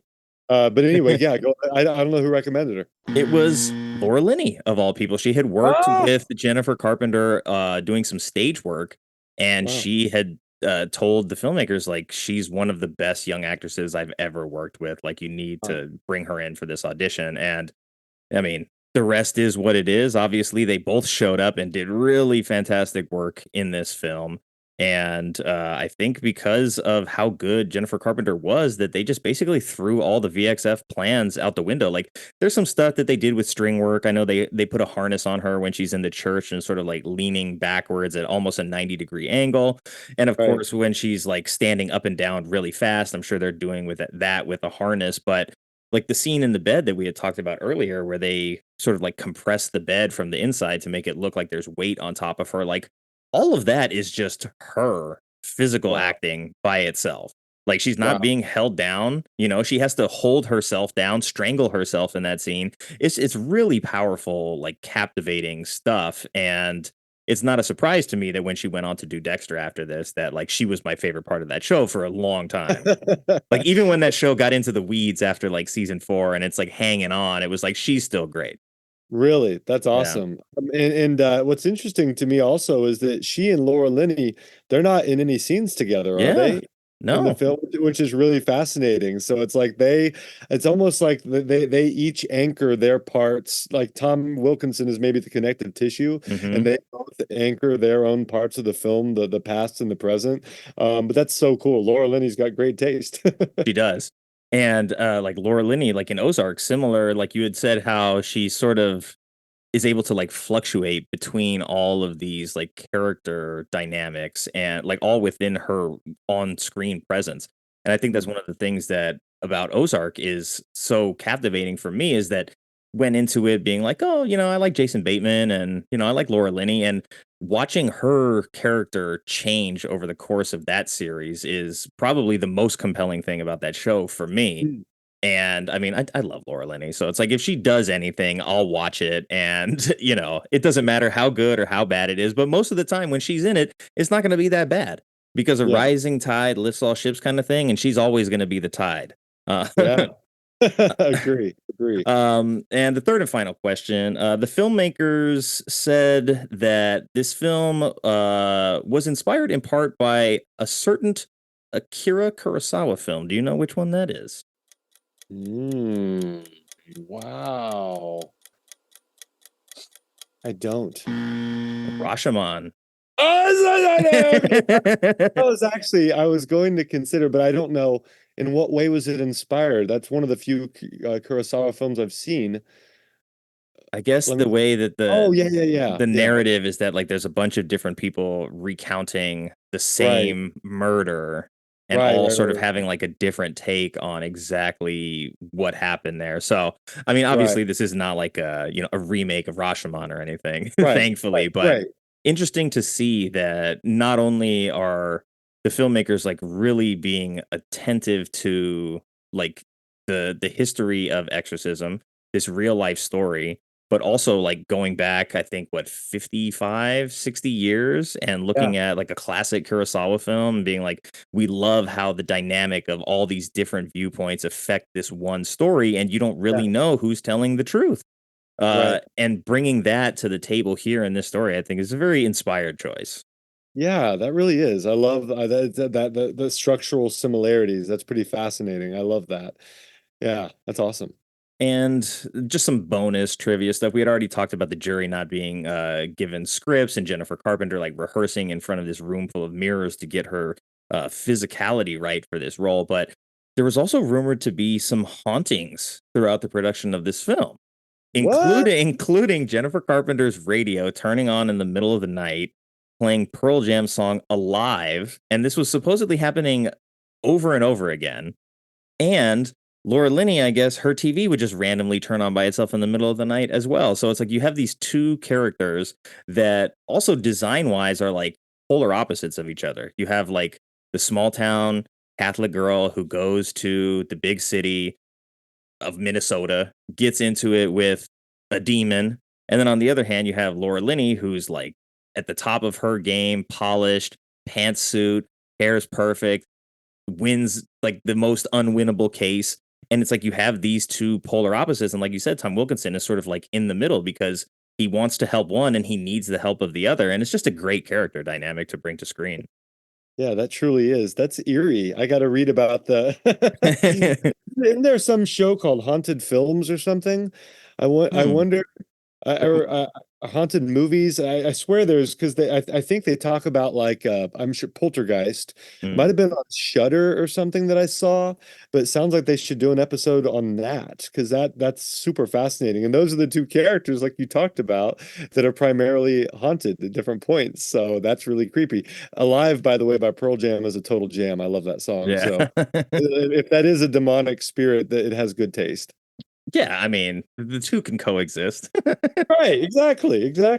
So when I was going to watch this movie, I pulled the DVD out of my collection. I was like, I don't have this on Blu-ray, but I have the DVD, put it in. Hmm. And then I was like, oh man, I forgot. I should have watched it with the director's commentary, but I ended up starting it and I forgot that that was an option, but they have that and another deleted scene also with director commentary. So I'm going to go back and watch that and hopefully learn a little bit more about the production side of things and maybe the decisions behind some of the decisions. Would be really interesting to see from Derrickson, especially since he went on and, did Black Phone after this, which everybody was very impressed by. And of course, Deliver Us, which I liked very much as well. So interested to see what he's going to do next, if he's going to stay with horror and this is going to be like the genre of choice and, stick with that or move on, maybe spread your wings, do something. Cause like Black Phone like is horror, but also a little bit more like historical drama as well. Like, yeah, like creepy serial killer stuff involved. So maybe branching out a little bit. So we'll see what's next.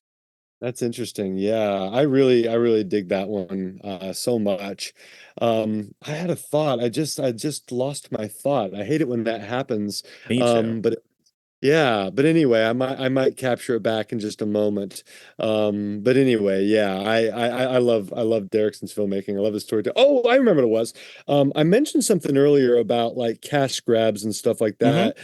And I do have to say, like I said that, but even as I think about my own words now, I feel like sometimes that I guess as a writer, I feel that way a little more about books sometimes than I do about movies because for somebody to make a movie, they've got obviously that exists in the film world, all right? It's obviously it's commerce, so sometimes things are done purely for profit.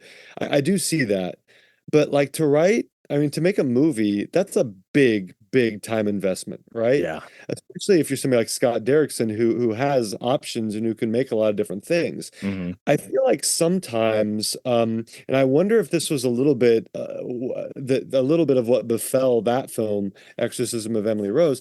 I wonder a little bit like people sometimes assume the cash grab when it isn't a cash grab, right? They Hmm. assume someone's trying to cash in or capitalize on something when in fact they're not. When in fact they're really bringing something new and revolutionary to maybe a well-worn genre. And so I don't know. I feel like because you use the phrase preconceived notions. I think preconceived notions can be extraordinarily detrimental, right? And they can often really kind of they can hamstring a movie or a book before it's even released because people can just assume the worst. They assume that, oh, well, so in let's say 1999 or 2000, a found footage movie came out. Well, they're just trying to cash in on the Blair Witch, right? Yeah, And so exactly. we're going to be dismissive of this. Sometimes I feel like certain movies are because criticism is so capricious. I feel like sometimes a movie starts off with two and a half strikes against it. You see movies. I feel like with horror, I feel like sometimes critics are really harsh on horror, and I guess it depends on the time period, depends on the genre. But sometimes I feel like horror movies, they're like working with like they're already at negative 30%. Like whatever it is, whatever they deserve, you're going to have to subtract like 30% from whatever the score is going to be because it's horror. Now, that doesn't apply to all horror and it doesn't apply to all eras. But it certainly would explain how certain movies, like I look at Hell House LLC, and I Mm. feel like the fact that that's low budget kind of found footage. I feel like there are probably some critics who are just fairly dismissive of that. Well, it's got a low budget, it's found footage, so it's got to be a derivative of Blair Witch or whatever. That's a really great movie. Like I feel like it's truly scary, and I feel like a tomato meter in the low 70s isn't fair, just personally. Now Hmm. I know that personal taste is involved here, but like if you look at like Ravenous, that's a Oh movie yeah. that like 52 or 48, something like that. I think that people hear the word cannibal and like they throw their arms up. Well, this is gonna suck. This is gonna be cheesy. This is gonna be just purely campy. And yeah, it does have a lot of humor. Yeah, it is tongue in cheek at times, but Ravenous is such a fascinating movie. Like Oh it yeah. deserves so much better than a Rotten Tomato. It deserves so much better than to be dismissed with this pretty low score. So I feel like maybe I don't know. I feel like maybe there are some of those factors where people were just automatically cynical going into it. And I think you hit on this earlier too. I think that the marketing they had to go for this is an exorcism, this is possession, this is real. I think they had to go for that to bring in the horror crowd, right? Because people who are horror fans aren't going to want to go in and see something that's a courtroom drama that might end up ambiguously. So probably some of the criticism of that was, derived from the fact that it was marketed as a possession movie that's about possession that turns out to be something different. But man, when you look at that, like going back 19 years, I think that's why it's awesome, is because it's so different, it's so atypical, it's so unlike other possession movies. That's why it's awesome. Yeah, and I'm so glad you mentioned Ravenous too, because I love that movie. And Oh, so I good. love it so much. I never even thought to entertain the idea that it would be so poorly rated that I could actually talk about it on this show. But I'm Oh looking yeah. at it, I'm like, oh my God, 52 on Rotten Tomatoes, 46 Metacritic. I was like, I can talk about this on this show. And What I do they can just, watch? yeah, I can just gush over how much I love Ravenous. I had it on VHS, and it was like, my friends and I, like when I still had a VCR, it was like everybody that came over was like, no, we got to watch Ravenous. This movie's amazing. And I haven't watched it in a long time, so I'm not quite sure like how much it would hold up, but I love the cast. I love the fact that it's like a Western. And like you Yeah. said, it's not just this like outright like cannibal movie. It's about sort of like the Wild West and what happens like in that thirst for power and hunger and riches in that environment. Like, what if that was based in flesh? And so Yeah. I love Ravenous. Maybe if you had enough fun on this episode of the show, you'll come back and talk about Ravenous with me at some point in the future. Let's book it, man. I'll do it. All right, sounds good. It's been a blast, and I would love to talk about that movie. We could talk probably for 2 hours about Robert Carlyle. Just Oh just yeah. just just that performance. Like, he is unbelievable. He's like legendary in that film. I love him so much. So much. He's amazing, but we'll save that for Yeah, another episode. But absolutely. I think that's a good point for us to jump into Critics Corner, where we get to see all of the mostly negative things that the critics had to say about Emily Rose at the time, and maybe some modern ones as well. They're not always from the time of release, since a lot of sources start reviewing these things on anniversaries and stuff like Right. that. But let's see, we've got the low score on the board is a 30, the high is an 80, but the average is a 46. So at least we're going to climb the ladder, but we're going to start with 30. And that's Robert Wolonsky from the Dallas Observer says it has but one thing going for it: a cast filled with Oscar nominees.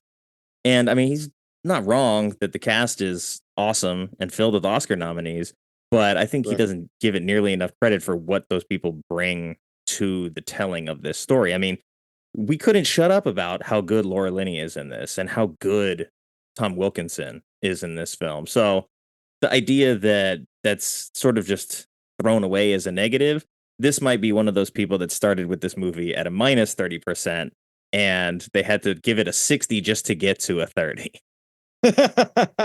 Yeah, it's funny. I think that, like, certain things are like they're so memorable that people say, and then as a society we kind of latch on to that thing, and then we just apply it like as a truism, way too liberally.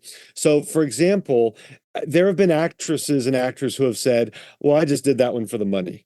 Right? Or I just did that one. So then we kind of latch on to that and we apply that really liberally. Well, that guy did that for the money. Mm. These Oscar winners, they were just slumming it and all that stuff. The truth is, I bet very few people set out to make a bad movie. Very few people set out thinking, "Oh, I'm slumming it here," or blah blah blah. This is just a paycheck. I'm sure that happens, but I bet far more often people are drawn to a project, particularly Oscar winners, because they think it's really, really good and they think it's really interesting. Like, I would be shocked if Laura Linney did that for a paycheck. I bet she read the script. She's like, "Dang, this is really Yeah. compelling stuff." And so, it's almost like the next line of that. I haven't read that review. It almost seems like the implication is that all those Oscar winners were slumming it, right? Yeah. And I think that that's really unfortunate and unfair, because I bet they all saw something really good here. The same thing you and I see.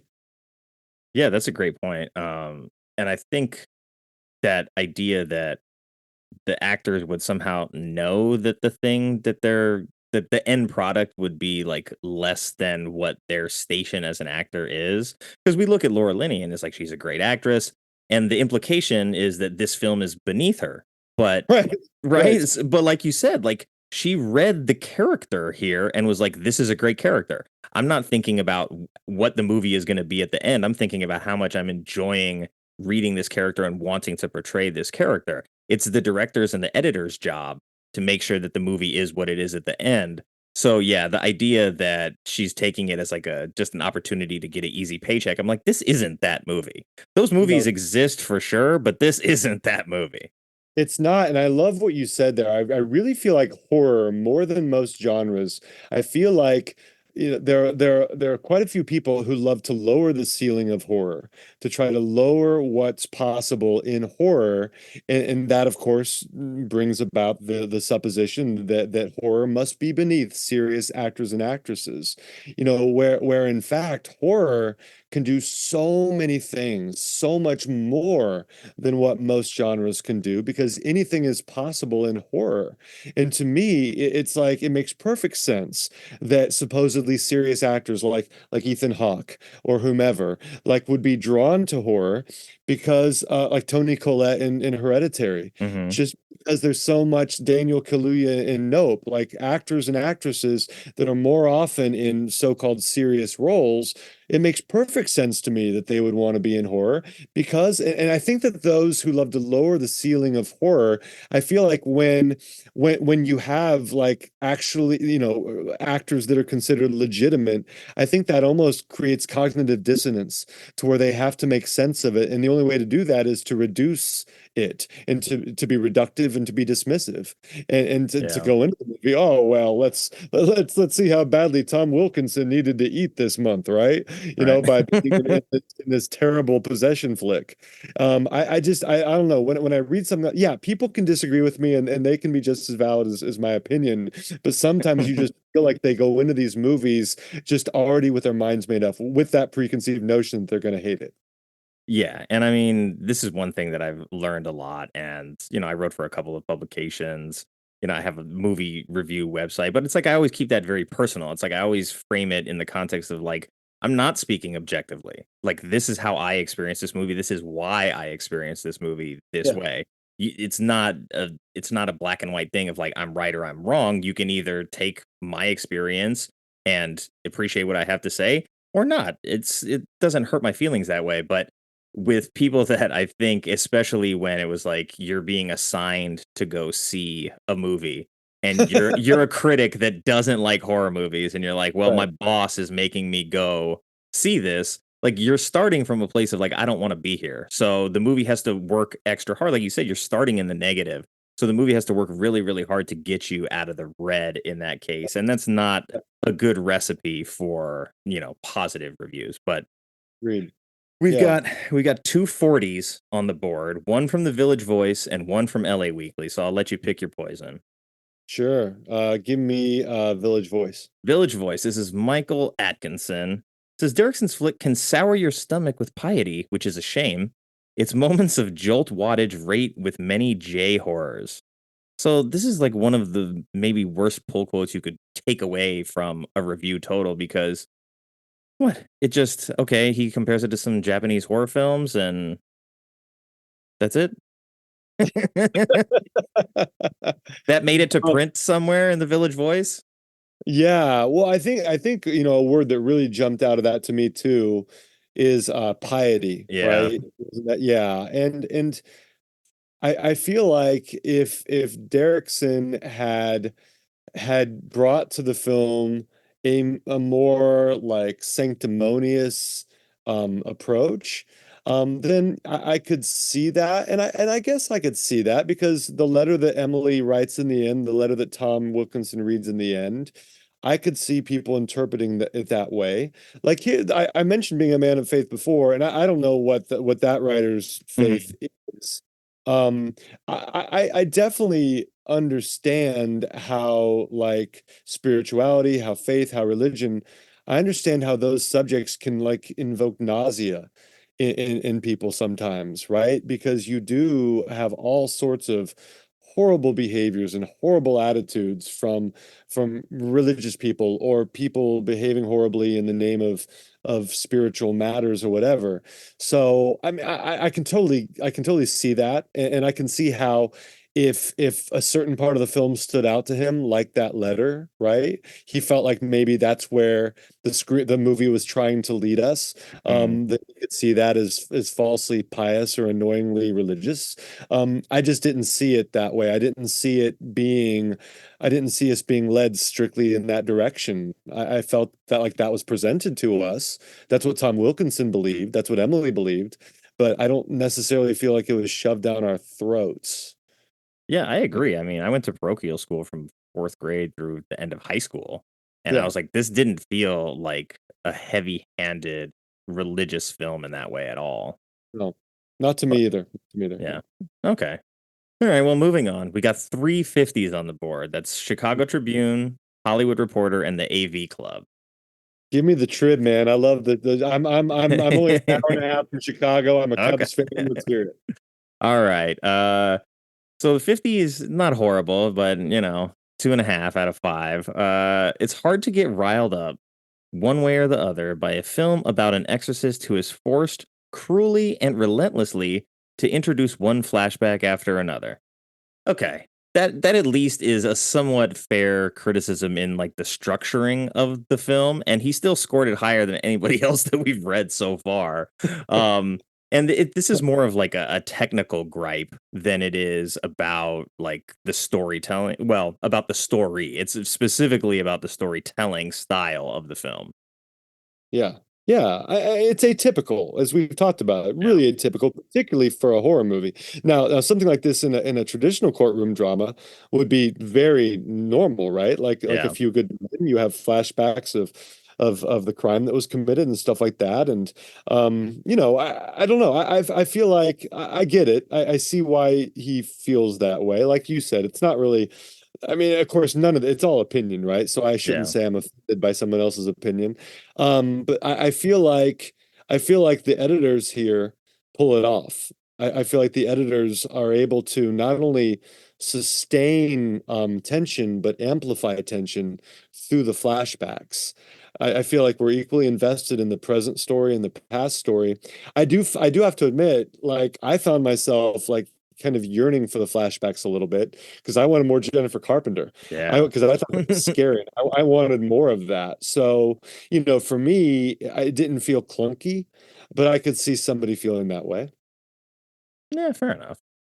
All right, let's see what else we got on the board. Okay, so there's a 63 and a 67, but I'm going to jump over those, and we're going to Roger Ebert, Chicago Sun-Times. Yay, Roger! I grew up with Siskel and Ebert. He came through for us here. Yeah, every time I get a chance that I see his review on the board, I was like, I'm going to make room for it. And a friend of mine who's in our online film club, he is like a Siskel and Ebert historian. And so on YouTube, like for their actual like official page, he uploaded a lot of those videos because he used to record them on VHS.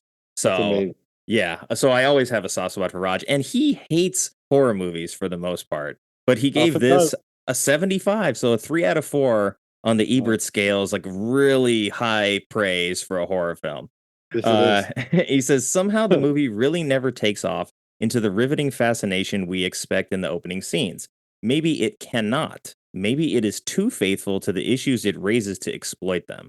And I think that's just a great way to put it, because he understands that the knee-jerk reaction for when you see an exorcism film or a movie titled something with exorcism in it, you want to see the possession part of things. Like you're almost drawn to want to see that. But he's like, this movie is being too honest to what it is to exploit this story of this young woman who died tragically in that way. And so we don't really ever get like the meanest parts of some other exorcism movies like that we've seen before. So I think that's a really good way to put it from Ebert. I agree. I think that's an incredibly astute, fair, reasonable way to look at it. Yeah, like it's like, and I think that part of that is we have classic movies, right? And then their reverberations continue to echo down through the ages. Well, in the demonic possession realm, one movie will probably always tower over all the others.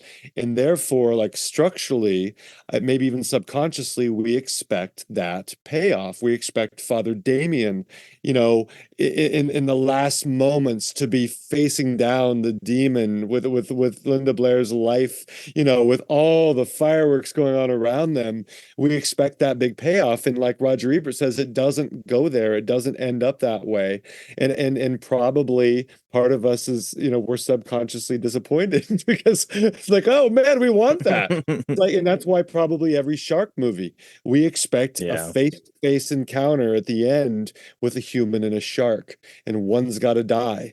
And I don't think that's at all a put down to later shark movies or to this movie. I think it's a compliment to those progenitors that kind of created those subconscious echoes.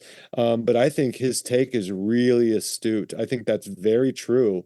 I remember like wanting more. There's the scene in the barn with Jennifer Carpenter and Tom Wilkinson, and everything kind of comes to a head there in the barn. And then there aren't many big, supernatural moments after that. It kind of takes on this kind of elegiac almost beautiful, surreal, dreamlike atmosphere after that in the flashbacks. And as we hear that letter, and like Ebert said, that's because the writers were true to the story of that girl. They were not going to compromise that story. They were not going to compromise their themes. They follow that all the way through to the end, and that's really admirable. It's not as like kinetic and electrifying as the ending of The Exorcist. It definitely shows respect for the story. Yeah, and I always feel that intent is important with stuff like Yes. this, because I think Ebert is able to recognize what the intent is, and maybe that's something that like I wasn't able to recognize when I watched this 15 to 20 years ago, but in watching it this time, it felt far more measured in its approach and what it wanted to do. So it never felt that it strayed away from its own internal ideology that way, even under probably a lot of pressure, which we saw how the trailer was cut to be Yeah. a certain type of exorcism film. Like even with that pressure, it still like stayed true to itself. And I think that's more important than giving the audience what they think they want. Yeah, I agree. And I also think that like what you said there was so important. I think that there comes a time, and maybe it happens at different ages, I don't know. Ebert, when he wrote that review, was older. When I saw the movie, it was recently, so I'm older than I was, when the movie came out. I just feel like you get to a point where you can really kind of figure out where the filmmaker is coming from. And even though the movie turns out much differently than you thought, much differently than what you would have done, you really respect them for following their vision. I saw a movie recently called Birth, Rebirth. Oh Um, yeah. which really confounded a lot of my expectations. It went in different directions than I thought it would or wanted it to. But at the end, I'm like, you know what? I really, really respect that movie because they really clearly had a vision and they followed it and it had integrity and it made sense and it was still surprising. And that's really cool. All right. So even if I would have done it completely differently, I get where they're coming from. I'm picking up what they're laying down and I like that. Right. I like that. So I think that's definitely the case here too. Seems to be. Yeah, it was definitely one of the more unique entries into the horror genre that I saw from last year.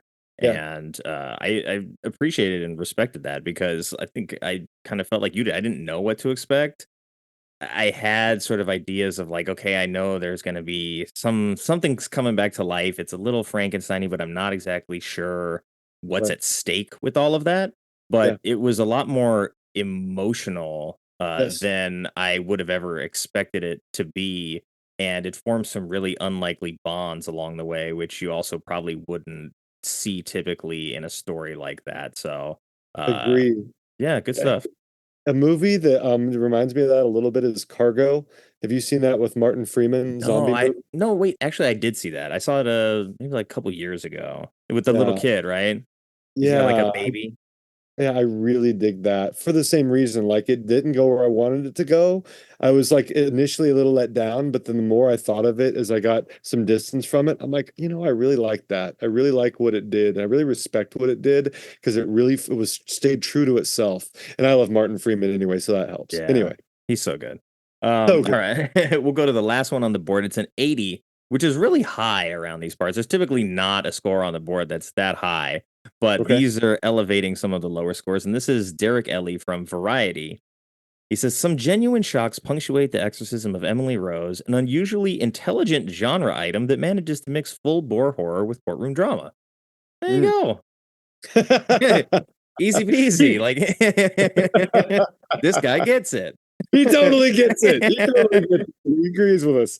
No, I like that. I like the word intelligent. Intelligent is what that's how I thought of it. And intelligent, like, I don't know. I think intelligence and truth kind of like are bedfellows here. Like I feel like a movie that, yeah, it's intelligently written with intelligent characters and intelligent dialogue and all that stuff. Yes. But I think too, intelligence is often like knowing that you need to not be Procrustean with your story. You need to not try to contort your story to fit your genre, your predetermined ideas, the maximizing box office. So I feel like the intelligence here for me is that the people involved were intelligent enough to realize that this was something very special, and then we're just going to stay true to it and have faith in it. So to me, it was intelligent in that way, beyond just the fact that, yeah, it's a thinker, right? There are a lot of weighty issues we're talking about. So I think the intelligence works on several levels. Yeah, I agree. And that wraps up our look at Critics Corner.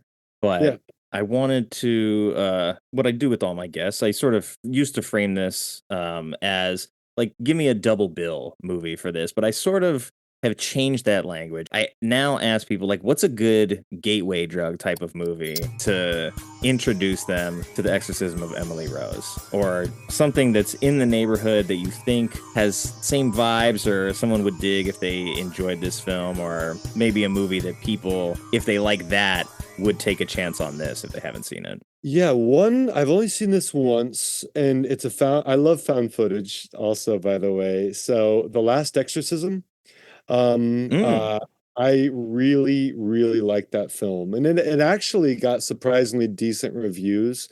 I think it's somewhere in the 60s or low 70s, maybe. But have you seen that one? It's I have. about Okay, yeah. And so for those who haven't seen it, so it's about a holy man or whatever who is called to a rural house to deal with what might be a demonic possession, right? And but I think we find out pretty early on that he is not really a believer, right? That he's just going under the auspices of helping, and when in fact I think he's kind of like a flim-flam man. He's trying to make money and exploit the situation. But then, so I just find matters of faith interesting, particularly when people have lost faith. I find that an interesting subject. So I think that's interesting. Well, and that's, we go to The Exorcist, and I feel like Father Damien is such a compelling character because he's not like, I think he's got his own demons, he's got his own problems, and that's why he's so fascinating. What a performance by Jason Miller. But anyway, back to The Last Exorcist. Seriously, right? Like horror performances, Jason Miller in that movie, that guy, oh my gosh, that's an all-timer right there. But anyway, Last Exorcism, I think it goes to some interesting places, and it also does something, and I'm guilty of this, and this is such a basic prejudice that people have, but when they see a PG-13 on a horror movie, I think one of the knee-jerk reactions, a lot of horror movie fans, even intelligent, seasoned horror movie fans, I think that they can automatically adjust their expectations downward, thinking, well, it's got to have a cap on what it can do. Not going to go to these places or whatever. I sometimes do that. But some of the best horror movies are PG-13, and I think that's a really effective one. And it gets really super scary for a PG-13 movie. Another one that isn't like in this realm, but it's a PG-13 one that I love is 10 Cloverfield Lane. Oh, like, yeah. I think that one gets really chilling. It gets really claustrophobic and really scary. I made the mistake of showing that. I talked about my daughter here when she was like, I was trying to break her out of the aquatic horror phase to look beyond that. I showed her, I just saw that it was PG-13. It got good reviews, so let's watch it. And I'm like, dang, what have I done to her? Because have nightmares of being held captive in someone's basement. And John Goodman in that movie is so terrifying. So good. Dang, what an incredible performance. So yeah, it's really a mistake, I think, to judge something based on the rating. It's a mistake I make sometimes, and that was an example because I thought that film got really scary.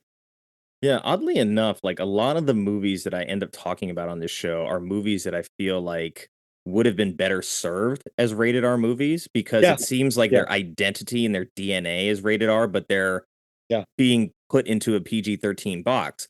This movie, I watched the unrated DVD, but at no point did I ever feel like, oh, they needed to go further with like making this rated R or making this like rated X or anything. And I see that this is listed as PG-13. I feel like the movie knew what it was Yeah. and it didn't have to like go into certain areas to push the rating. It knew what it was. Like Jaws is PG, Poltergeist is PG. There's great horror movies out there Yeah. that don't need an R rating, and as long as like the filmmakers recognize what they're making and the Right. studio or whoever is like backing this sort of all agree on that's what the course of action is going to be, it can be something like this where it is super effective and very frightening, and it doesn't need to be rated R. Right. Yeah, and I think that, what you're kind of talking about there is that idea of truthfulness, being true to the story, whatever it is. This was, and it didn't need to have the trappings of an R-rated movie. Certain movies we've both seen, I can't think of any offhand, but I'm sure I could. We've seen that should have been R-rated, that needed a little more content is probably a cheesy word, but you can feel it pulling its punches sometimes. You Yeah. can feel, oh my gosh, we had to adhere to this because of box office, because PG-13 is the golden rating. That is where the most money often is made. Mhm. And so, yeah, we've probably both seen movies that should have been R, but this is definitely a movie that I think was as it should have been. Like Black Phone couldn't have been rated PG-13. It needed to be R. Yeah. Sinister needed to be R rated. You're not going to show that freaking lawnmower scene in a Right. PG-13 movie um without traumatizing a whole generation of people. So yeah, so some movies do need to be rated R. This one didn't. This one I think was aptly rated. Yeah. Yeah.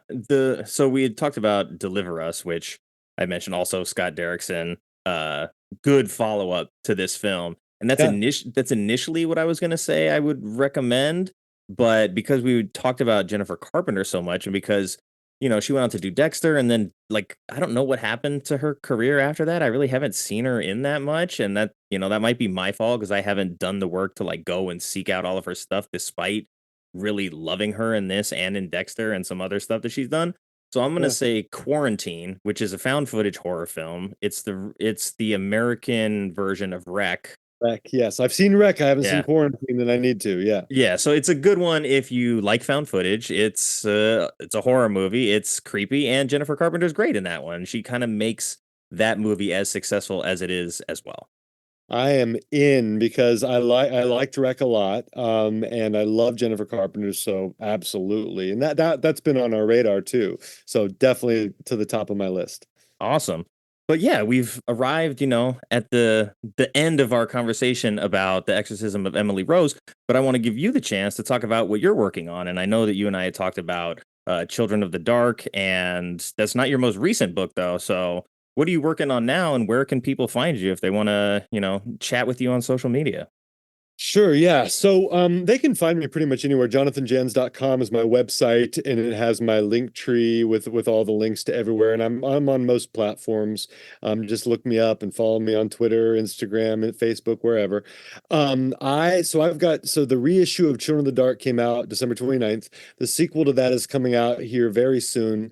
We're recording this in February, so it'll come out March, April, somewhere around there probably. And that's a long-awaited sequel. I'm super excited about that. Can't wait for that to come out. So I'd suggest people read Children of the Dark in preparation for that. I wrote prior to that, there are a trio of books that came out. Marla is a limited edition. That one, my agent and I are looking for the right publisher for. There's a high demand for that because frankly, I love the book and I think a lot of people want to read it. The Dismembered was a novella that I wrote, a historical horror novella at the end of 2022. That one would be fun for people to read. And then there was just a book deal announced for a sci-fi horror book that's going to come out in 2025 called Veil. With Ooh. Blackstone, with Blackstone Publishing. I'm super excited about that. So that was just announced like a week ago. So really excited about that one too. But folks can start anywhere with my work. If they want supernatural, The Siren and the Spectre is a ghost story. That'd be a great place to start. So there are a lot of options there. Whatever, just read through the descriptions and find one that suits whatever fancy you have. Yeah. Yeah, there are a lot of options. Did I read correctly? You have 47 books published? Well, if you start to include like some of the novellas and short story collections, yeah. I think I'm at like 19 novels, and then several novellas, and then I'm in a lot of collections and stuff too. So yeah, I've got quite a few. Got quite a few to choose from. Yeah.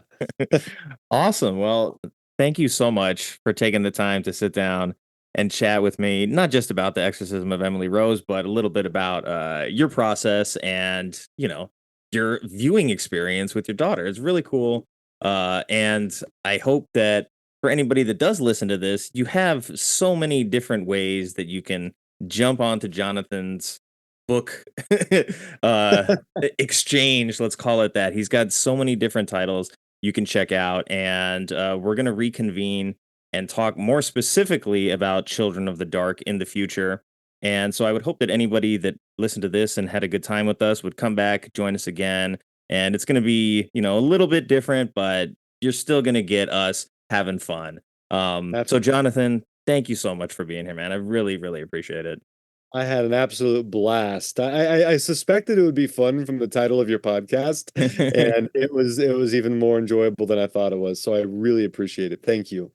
Awesome. And we'll get that Ravenous episode scheduled in the future. Yes. Yes. Cool. Thank you. Well, have a good night. You too, man. Thanks.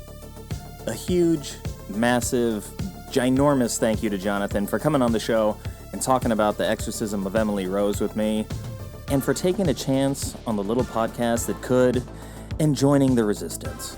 If you haven't done so already, you can find Jonathan on X at Jonathan Janz, that's Janz, and on Instagram at jonathan.janz, but I'm going to put that up in the show notes so he's just a click away for you.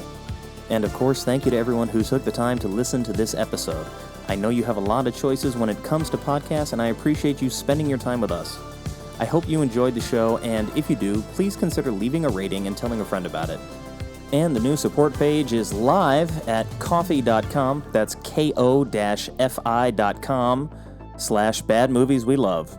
I'd love to hear from you, so if you have a bad movie you love, and or maybe would like to be a guest on the show, you can contact me now at badmovieswelove@theshice.com, or badmovieswelove on Twitter and Instagram, and that's love with an LUV.